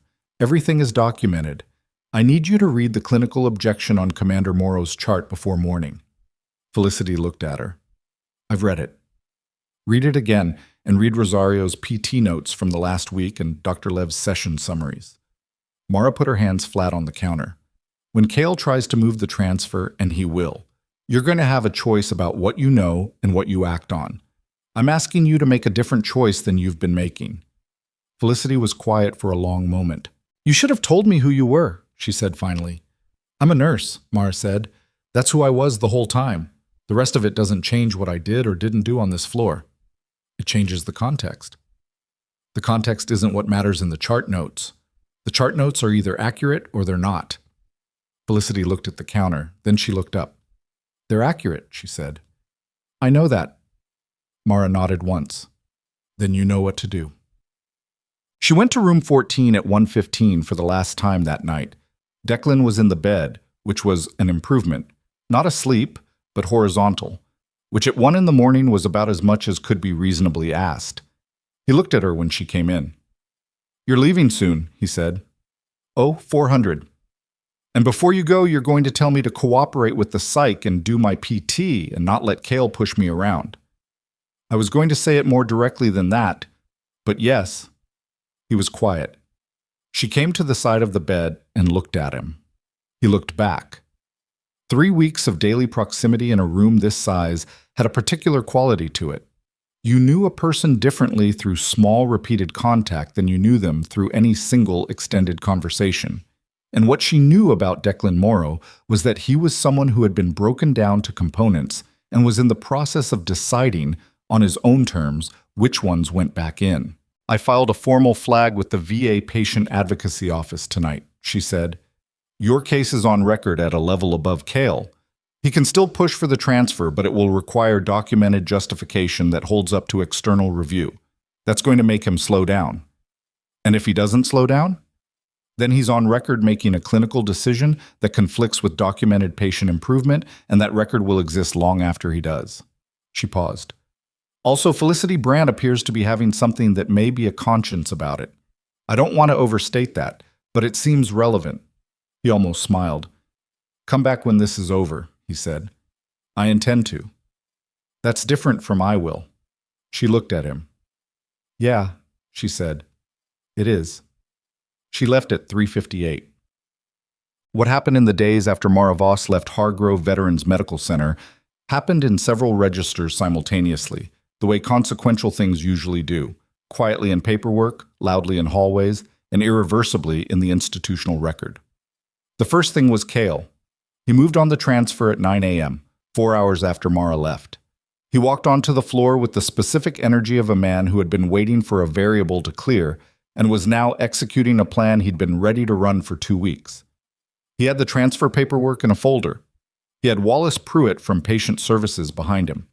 He went to the nurse's station and he told Felicity to prepare Commander Morrow's discharge summary. Felicity looked at the folder. "The VA patient advocacy flag is active on that case," she said. Cale's expression tightened. "A flag is a review mechanism. It doesn't block administrative action. It requires documented clinical justification for any changes to treatment plan, concurrent with external review." She said it in the flat, precise tone of someone who had spent the last 3 hours rereading the VA patient rights documentation and was using it with intention. "If you proceed, the paperwork goes to the advocacy office directly." Cale looked at her. "Since when do you know the VA patient rights protocols?" "Since this morning," Felicity said. He pushed anyway. That was the thing about people like Cale. They pushed when the cost of stopping felt higher than the cost of proceeding, and they'd been the person who set the terms for so long that being stopped felt like an exception rather than a consequence. He went into room 14 at 9:20. Declan Morrow was awake, dressed in the clothes Rosario had brought for PT sessions, actual clothes, not a gown. And he was sitting in the chair with the same posture he'd had in the early days, the careful, self-contained stillness. But his eyes were different, and Cale, who had made a career of not reading patients as anything other than cases, didn't notice the difference. "I'm reviewing your discharge plan," Cale said. "We're looking at a transfer to the Denver facility by end of week. The clinical team there is better equipped for your—" "No," Declan said. Cale paused. "I'm sorry?" "I'm not transferring." Declan looked at him steadily. "I'm formally requesting a patient review under the VA patient rights framework. I understand I'm entitled to that before any involuntary transfer can proceed." Cale set the folder on the counter. "Commander Morrow, this isn't an involuntary transfer. This is a clinical recommendation. A clinical recommendation that I'm declining, which means if you proceed, it becomes involuntary, which means the review is required." He paused. "My attending psychologist has documentation of my improvement trajectory over the past 2 weeks. My physical therapist has progress assessments. Those are on record." Another pause. "Are you prepared to provide documented clinical justification for why transfer is indicated despite measurable progress?" Cale looked at him for a long moment. Something shifted in the room. "You've been coached," Cale said. "I've been informed," Declan said. "There's a difference." Cale picked up the folder. He didn't leave immediately. He stood there for a moment in the way people stand when they're doing the math on a situation and finding the numbers going the wrong direction. He hadn't expected this. He'd expected what he always got from third floor, a patient who would comply or a patient who would shout, and in either case an outcome he could document and process. He left without the transfer signed. In the hallway, he passed Felicity, who was standing outside the door with a tablet in her hand and her reading glasses finally, for the first time, actually on her face. He didn't say anything to her. She watched him walk toward his office and she made a note in the chart, time-stamped. The next 72 hours moved in ways that Declan pieced together partly from what he was told and partly from what he could observe from the third-floor window, which had a partial view of the main hospital entrance. Holt's call to the VA Patient Advocacy Office had been one call in a sequence that was larger than Mara had described. The 2 men taken into custody in the parking lot were identified within 24 hours as former private contractors with documented ties to a network that had been on multiple intelligence watch lists under different names for several years. Their presence at a military treatment facility in proximity to assets connected to a classified operation was not a minor administrative matter. It was, in fact, exactly the kind of catalyst that activated a tier of oversight that nobody at Hargrove had dealt with before. The first sign was a woman named Delacroix, who arrived on Thursday afternoon, not in uniform, in a gray blazer and carrying a laptop bag, who identified herself to the facility director as being from the VA Office of Inspector General. She was accompanied by a man from a department she identified only by acronym, who nobody on the administrative staff could find in the standard VA directory. They went to the medical records department first. They were there for 4 hours. Then they went to the facility director's office. Then, and this was the part that Yolanda relayed to Declan in a low voice during his Thursday PT session, because Yolanda missed nothing, they asked for the clinical charts on third floor for the past 90 days. Not just Declan's chart, all of them. The pattern that Mara had seen in the thin places of the documentation, the gaps, the administrative language used to paper over clinical failures, the notation style that protected the physician's decisions while obscuring what had actually happened to patients. That pattern was not limited to room 14. It was systematic. It ran across multiple cases. It had been running for, as far as anyone could tell from the file dates, approximately 3 years. Cale's numbers looked good because the numbers had been managed, not fraudulently in the overt sense, not billing fraud, not fabricated diagnoses, but in the quieter, more deniable sense of documentation that consistently framed marginal clinical decisions as appropriate, transfers that were being driven by resource management rather than patient welfare, and a supervisory culture that had taught everyone below Cale's level to write notes that covered the institution rather than describe the patient. Felicity had known this, not all of it, but enough. This was, Declan understood, part of what Mara had been trying to tell her in the last conversation at the nurse's station. Not just about him, about the pattern. On Friday morning, Cale arrived at work and was met at the facility director's office before he reached his own. Declan heard about this from Yolanda at 10 a.m., delivered in the same low voice, with the same quality she had of recounting events precisely and without dramatic embellishment, which somehow made them land harder. They were in there for 2 hours, Yolanda said. He came out and went directly to his office and didn't see any patients this morning. The director was in with Delacroix until noon. Wallace Pruitt? Declan asked, about the patient services director. Separate meeting, this afternoon. Yolanda looked at the PT table, then back at him. People are saying things. What kind of things? That the OIG didn't come for just the contractors. That the contractors were the reason they could come, but the reason they stayed is the charts. She paused. 3 other cases in the past year where patients were transferred or discharged in ways that look bad on paper. One of them, a man who came in last winter with a TBI, he was transferred to Denver and lost to follow-up for 60 days. They don't know where he was for 60 days. Declan was quiet. That was the thing about institutional failures of this kind. They didn't look dramatic from the inside. They looked like paperwork. They looked like efficiency. They looked like a physician making reasonable decisions with incomplete information, again and again and again, until the aggregate of those decisions was something that nobody who'd made them would have agreed to on a single day if it had been presented to them plainly. Rosario put her hand on his shoulder lightly, not for the physical therapy, just for a moment. Your range is better today, she said. Significantly. He looked at her. Yeah, he said. It is. Bum. The debrief facility was 2 hours from Dalton in a direction Mara was not permitted to note or disclose, which was standard and which she was accustomed to. She was there for 31 hours. She slept for 4 of them in a bunk room off the main corridor that smelled like every other bunk room she'd ever been in. She ate twice. She talked for most of the rest of it. What she gave them was the complete operational record of Vulcan 5 as she had experienced it. Not a polished account, not a reconstructed narrative, but the granular and imperfect truth of a 6-hour operation in which everything went wrong in the first 90 minutes and the remainder was improvisation under extreme conditions. She described the structural failure, the collapse that separated the extraction element from the operators, the 2 casualties she couldn't reach, the 2 she could, the decisions she made in the 7 minutes before the extraction window, in a space with inadequate equipment, inadequate light, and 2 operators with injuries that should have been non-survivable in the field. She was precise about what she had done and why. She was precise about what she had not been able to do. She named the decisions she'd gotten right and the ones she had probably gotten wrong, and she made no argument for herself in either direction. She just described what happened. The men listening wrote and asked questions and wrote more. Afterward, Holt walked her to the vehicle that would take her back. "The man in the photograph," she said. "What's the timeline?" "Active operation. I can't give you specifics." He paused. "But the debrief matters. What you provided closes a gap in the record that was leaving the operational accountability incomplete. That gap was what he was counting on." She nodded.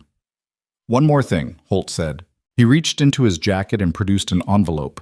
Not large, letter-sized, sealed, with nothing written on the outside. This was submitted to the JSOC Records Office 17 days ago.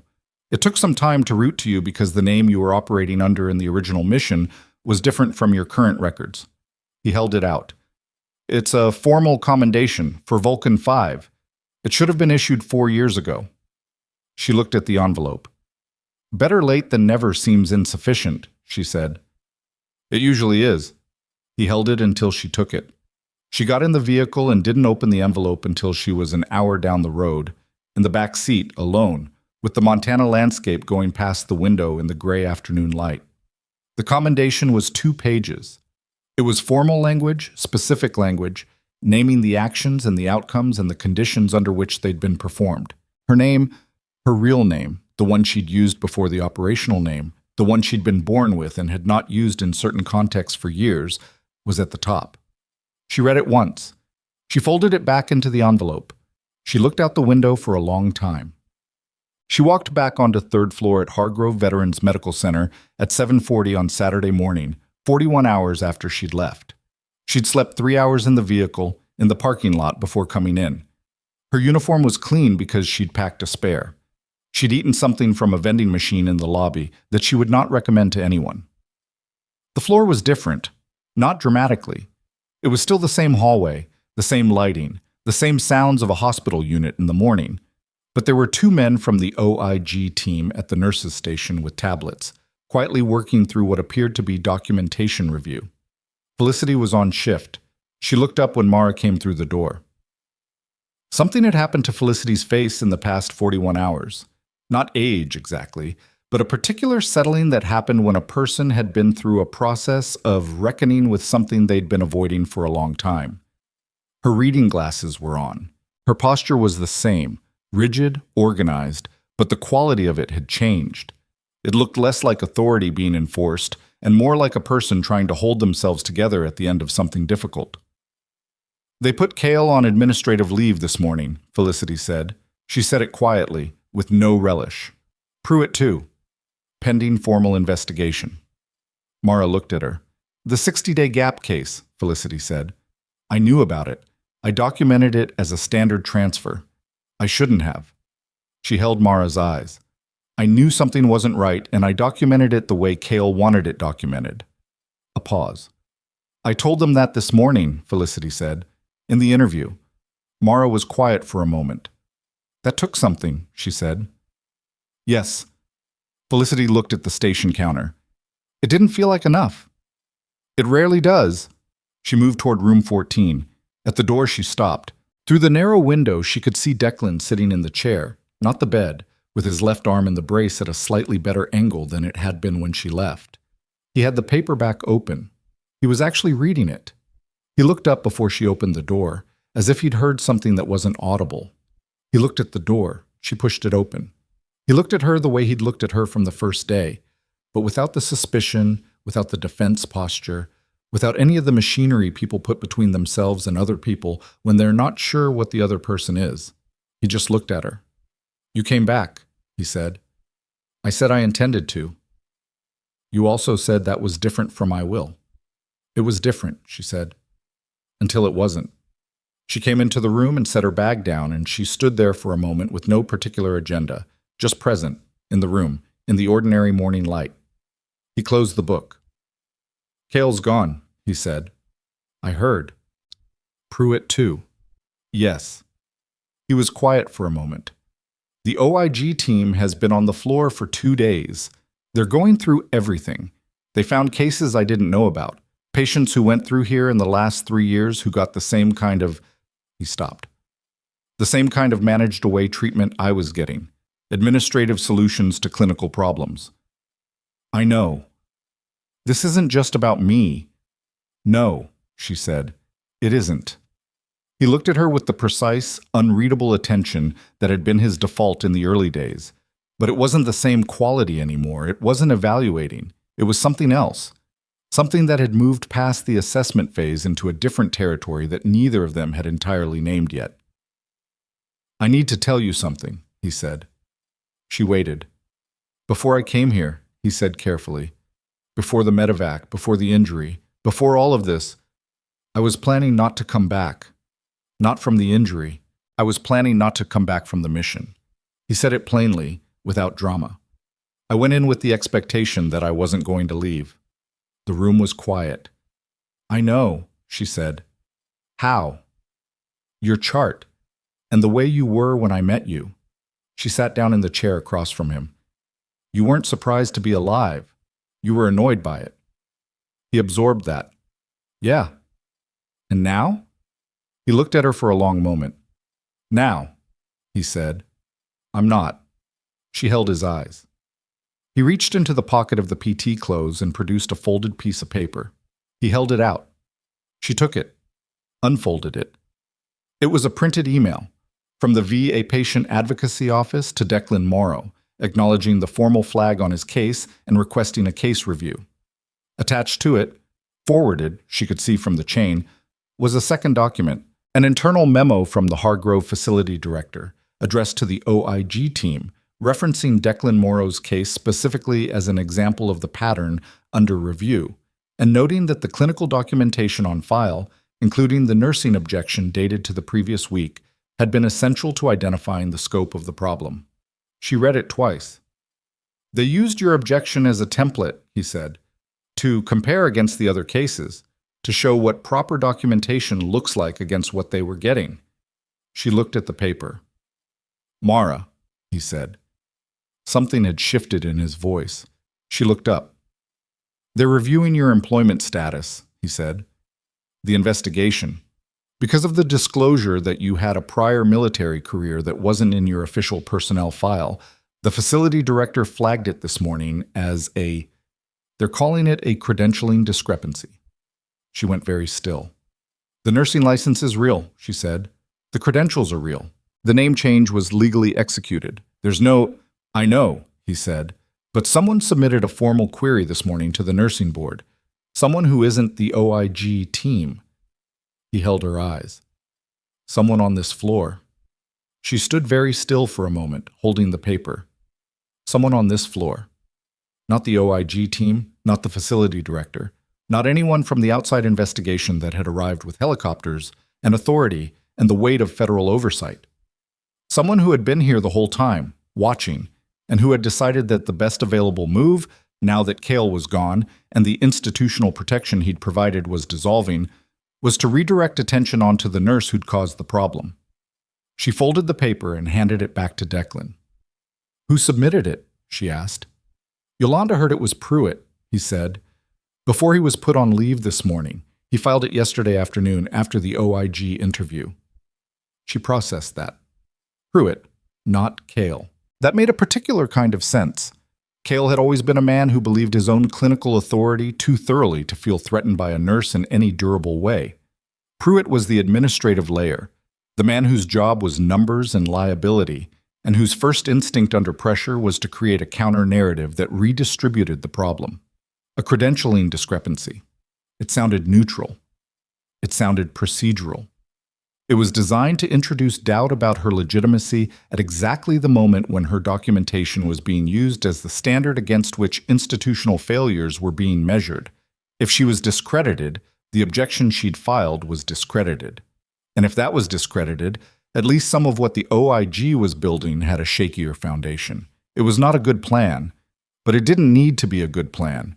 It just needed to create enough noise to complicate things. "He filed it through the state nursing board?" she asked. "That's what Yolanda said." "Then there's a process. It takes weeks minimum before any action is possible, and the inquiry goes to my license record, not to the hospital." She looked at Declan steadily. "My license is clean. The name change is documented. The military service record it's complicated, but it exists and it's real. A credentialing inquiry is not a suspension." "I know that," Declan said. I'm telling you because you need to know it happened. She nodded. Sit down, he said. You look like you've been awake for 2 days. Closer to 1.5. Sit down anyway. She sat. What happened to Wallace Pruitt happened faster than the nursing board inquiry, and in a more consequential register. The OIG interview he'd had on Friday afternoon had, apparently, not gone the way he'd expected. He had gone in prepared to present himself as a secondary figure, an administrator who implemented the physician's decisions, who had no clinical authority and therefore no clinical responsibility. He had a version of events prepared that was technically accurate in its components and strategically assembled to point every significant decision back toward Cale. The problem was the 60-day gap case, because the 60-day gap case had documentation that included an email chain, and that email chain showed Pruitt not implementing Cale's decision, but initiating it. The transfer of the TBI patient to Denver had been Pruitt's suggestion, driven by a bed day metric that he had been personally responsible for managing, and Cale had signed off on it in a 2-sentence reply that indicated he hadn't reviewed the clinical file before doing so. The OIG investigator, whose name was Delacroix, and who had, Felicity would later say, the particular quality of someone who had been lied to by more practiced people than Pruitt and found it boring, had put the email chain on the table in front of him and asked him to explain the sequence of events. He tried to explain it. The explanation had not held up. By Saturday morning, Pruitt was on administrative leave pending a formal investigation that was no longer limited to procedural irregularities, but had expanded to include a charge of patient endangerment, which was a different category of problem entirely. The 60-day gap patient, a man named Torres who had eventually been located and who was now, 18 months later, in a stable outpatient program in Albuquerque, had been contacted by the VA Advocacy Office. He had a lot to say. Mara learned all of this from Delacroix herself at 10 a.m. on Saturday, in the same family consultation room where she'd met Holt 4 days earlier. Delacroix was a compact woman, late 40s, with the kind of thoroughness that expressed itself not in volume, but in the complete absence of wasted words. She sat across from Mara with a tablet and a coffee she didn't drink, and she said, without preamble, "The nursing board inquiry filed by Wallace Pruitt is going to be reviewed in the context of this investigation. His filing of it the day after his OIG interview is documented and time-stamped. That context matters." "Meaning it looks retaliatory," Mara said. "Meaning it is retaliatory, and retaliation against a witness in a federal investigation is its own separate problem for Mr. Pruitt." Delacroix looked at her tablet. "Your credentials were reviewed by our team as part of the standard personnel assessment. The name change, the military service record, the license history across 3 states. It's all consistent and documented. There is no credentialing discrepancy." Mara was quiet. "We're going to need a formal statement from you about your interactions with Dr. Cale," Delacroix said. "The clinical objection you filed is already in the evidentiary record. The statement would contextualize it. I'll give you one. I'd also like to discuss what you observed on this floor more broadly, not just Commander Morrow's case." Delacroix looked up. "You were here 3 weeks. You have a background that makes you a precise observer. I'd like to know what you saw." Mara looked at her for a moment. "I saw a floor where the documentation had been trained to protect the institution rather than describe the patient," she said. "I saw a physician who had been operating without meaningful oversight long enough to stop questioning his own decisions. I saw people below him who knew something was wrong and had made their peace with it because the cost of not making peace with it felt too high. And the nursing staff? Felicity Brandt is making her peace with the fact that she made that calculation and she was wrong. That process is uncomfortable and real, and I think it's worth something." She paused. "The rest of the staff were doing their jobs. They weren't the problem." Delacroix made a note. "Last question for now. Your military background, the operation that connects you to Commander Morrow. You understand that's going to become part of the institutional record here through this investigation." "I understand. Are you comfortable with that?" Mara was quiet for a moment. She thought about the envelope in her bag, the commendation she'd folded and not looked at since the vehicle. She thought about the name at the top of it, her real name, in formal language, attached to actions that had been officially invisible for 4 years. "Yes," she said. "I'm comfortable with that." The formal statement took 2 hours. She gave it without notes, from memory, in the same precise and sequential way she'd given the operational debrief, because that was how she'd been trained and because it was also, underneath the training, simply how her mind worked. When it was done, she went to the break room and ate something real for the first time in 2 days. And she sat at the small table by the window and looked out at the parking lot where, 4 nights ago, 2 contractors had been waiting in the dark. The lot was ordinary now. A few cars, a patch of dirty snow along the far edge that the sun hadn't reached. Yolanda came in at noon to reheat something and paused when she saw Mara. "You're still here," Yolanda said, with the particular cadence of someone stating a fact that carries more meaning than the fact itself. "Still here," Mara said. Yolanda got her food from the microwave and sat down across from her without being invited, which was one of the things Mara had always liked about Yolanda. "People are asking about you," Yolanda said. "On the floor, not in a bad way. She searched for it. In a trying to figure out how to say something way." "Something like what?" "Like sorry, and like they had you wrong." She shrugged. "It comes out awkward. People don't really have good language for it." "They don't need to say anything." "That's not really how people work, though." Yolanda looked at her directly. "You know that.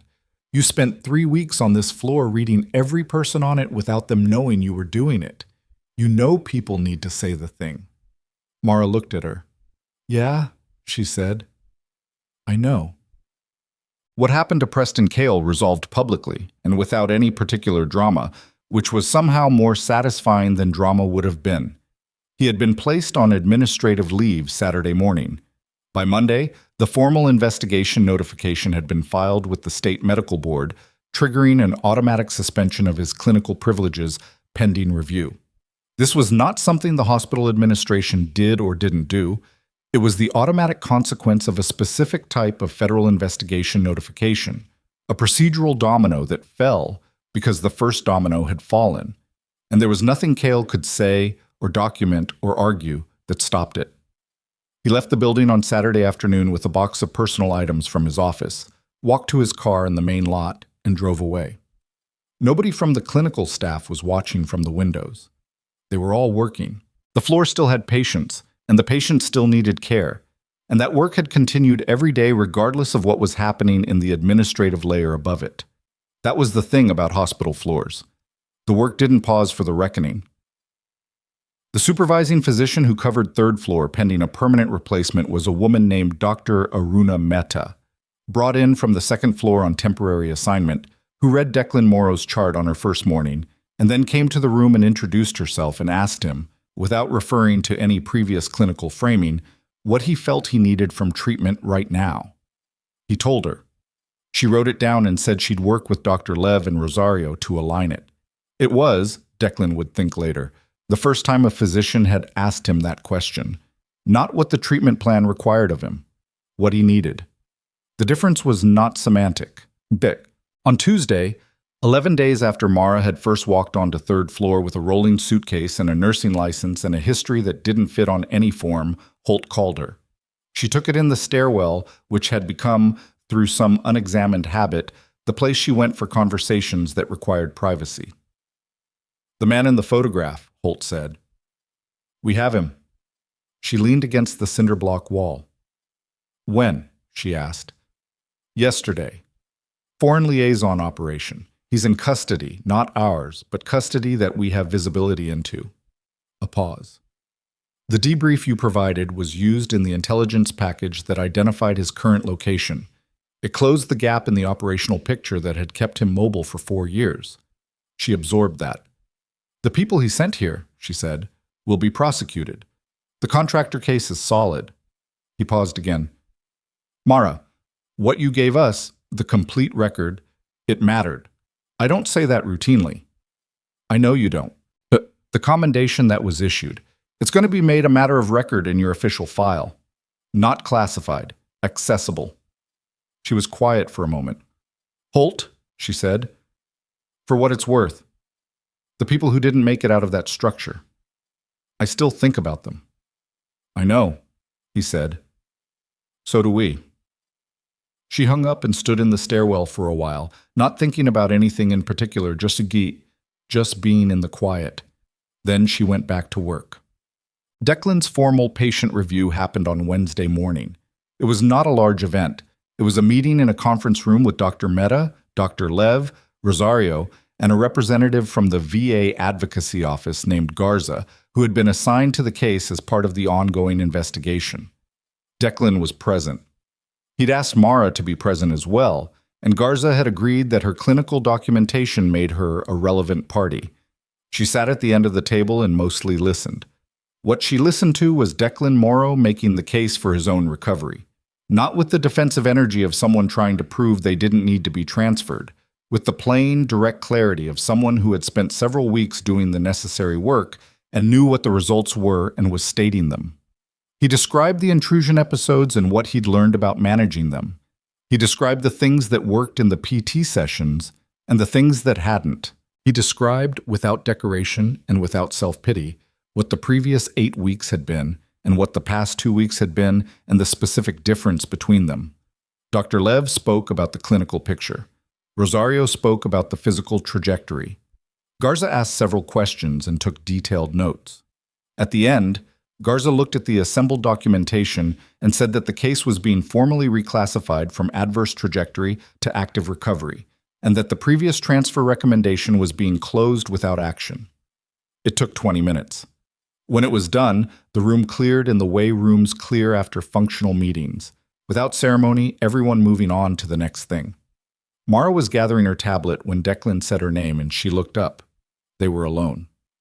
"Thank you," he said. She looked at him. "For what specifically?" He thought about it. "For not treating me like a problem to be solved, and for solving the problem anyway." She almost smiled. "Those aren't the same thing." "No," he said. "That's the point." Damned. What she understood, standing in that conference room on a Wednesday morning in October in a small Montana city where the mountains were close and the winters were long, was something she'd known for a while but hadn't had language for until recently. The people who do the quiet work, the ones who show up in the places nobody's watching and do the thing that needs doing with the skills they've spent years building and the judgment that comes from having survived things that would break most people. Those people don't usually get acknowledged, not because their work doesn't matter, because the institutional systems around them are optimized for credentialing and hierarchy and the appearance of authority, and quiet competence that doesn't announce itself doesn't fit those systems cleanly. And so those people learn to operate in the gaps. They learn to look like less than they are. They learn to let other people underestimate them, because being underestimated is sometimes the only way to work freely. The cost of that, over time, is real. It's not martyrdom, it's not nobility. It's just a specific and compounding kind of exhaustion that comes from doing important work in conditions of deliberate invisibility, and it accumulates. And at some point it either breaks you or it teaches you something about what you actually need versus what the system is prepared to offer. What Mara had needed, for longer than she'd acknowledged, was to be seen accurately. Not celebrated, not elevated, just seen for what she was, in a context where it mattered. She'd spent 4 years after the operational work looking for that in ordinary life and finding that ordinary life wasn't built for it. She'd spent 3 weeks on a floor in Dalton, Montana, doing the work she'd been trained to do, and in the middle of it had been seen. First by the patient who had every reason to recognize what she was, and then, slowly and resistingly and imperfectly, by the system around her. That wasn't a triumphant outcome. It was a human one. It was enough. He writes, on Friday, 2 weeks after she'd arrived, the facility director called Mara into her office. Her name was Dr. Lena Foss, and she had been hired 6 months ago and had spent the first 5 of those months learning how deep the problems on her floor went, and the past month watching the consequences of those problems surface publicly. She was a direct woman, around 50, who had the quality of someone who had been given a difficult situation and was working it without complaint. I've reviewed your complete personnel file, Foss said, including the records that were provided by JSOC in connection with the investigation. She folded her hands on the desk. I owe you an apology on behalf of this institution. Mara looked at her. Dr. Kale's treatment of your clinical concerns was dismissive and retaliatory in ways that this institution should have systems to prevent and doesn't. The clinical objection you filed was correct. The patient advocacy flag you requested was correct. And your nursing practice on this floor for 3 weeks was exemplary. Boss met her eyes. I want to offer you a permanent position, 3rd floor, with seniority credit for your full nursing experience across all facilities. Mara was quiet for a moment. There's more, Foss said. The VA regional office has been in contact. In response to the investigation findings, they're establishing a new patient advocate liaison role at this facility, specifically for complex veteran cases with mental health and trauma components. It's a nursing-adjacent role. Direct patient contact, care coordination, interface with military medical records. She paused. You'd be the first person in it, which means you'd help define what it is, if you want it. Mara looked at her hands. She thought about the stairwell, and the bunk room that smelled like every other bunk room, and the 4 years of moving every 18 months and using her real name in places she should have been more careful. She thought about Declan Morrow in the chair in room 14 on the first morning, looking at the window with the focused vacancy of a man who had run out of reasons. She thought about what it had taken to give him a different set of reasons, how it had been unglamorous and incremental and frequently thankless, and had involved a lot of bad hospital food and difficult conversations and institutional friction, how nothing about it had looked like heroism from the inside, how it had just looked like work. Yes, she said. I want it. Declan Morrow was discharged on a Thursday morning in early November, 6 weeks after Mara had arrived on the floor. He walked out on his own, left arm still in a partial brace that would come off in 3 more weeks, carrying a bag over his right shoulder. He had an outpatient PT schedule and a standing appointment with Dr. Lev every Tuesday. He had a number to call at the VA Advocacy Office, which was Garza's direct line, and he had said he intended to use it.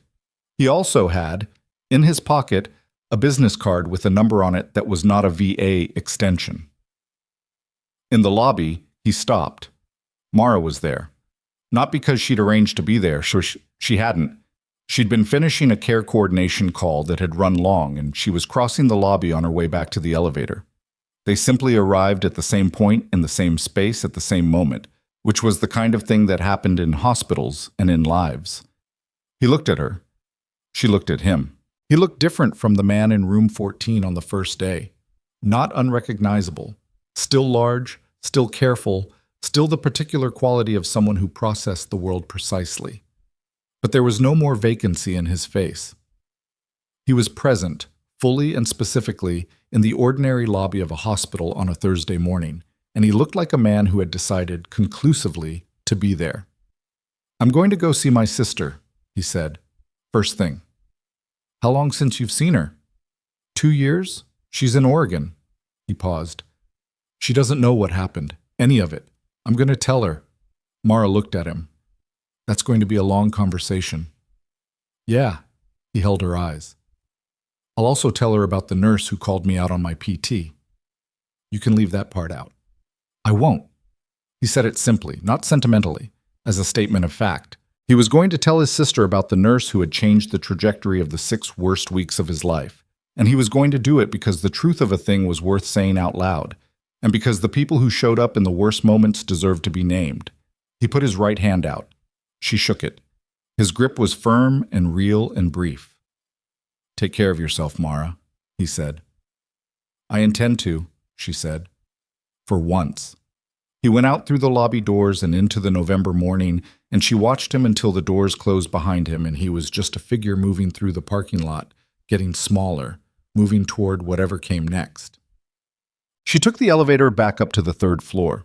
The floor was doing what it always did, the carts and the charts, and the particular morning rhythm of a unit coming into its day. Yolanda was at the station. Martinez was down the hall doing vitals.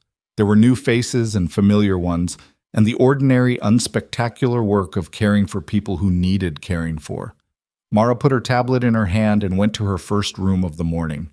What she carried with her, going into that room and into every room after it, on every floor, in every hour of a job that was always going to ask more than it gave back, was not the commendation in her bag, though that was real and mattered, and had taken 4 years to find her. It was not the formal recognition, though she was glad of it. It was not even the particular satisfaction of watching a broken system begin to be held to account, though that was not nothing. It was something smaller and more durable than any of those things. It was the knowledge that she had done the work, in the conditions that existed, with the tools she had, in the time available. She had not waited for the right moment, or the right recognition, or the right institutional support. She had walked onto a difficult floor and done a difficult job, and she had done it well. And the record of that work was in the charts and in the clinical notes and in the living evidence of a man walking out of a building on his own 2 feet. Nobody could take that back. That was the thing about quiet work. It looked invisible until it didn't. It went unrecorded until the record became essential. It got dismissed and minimized and filed incorrectly and lost in administrative transitions. And then one day someone opened a gap in the institutional wall and the work was still there, intact, exactly what it had always been. The people who bet on silence winning were always wrong about one thing. They thought the silence was absence. It wasn't absence. It was everything that hadn't been said yet, waiting. She knocked on the door and went in.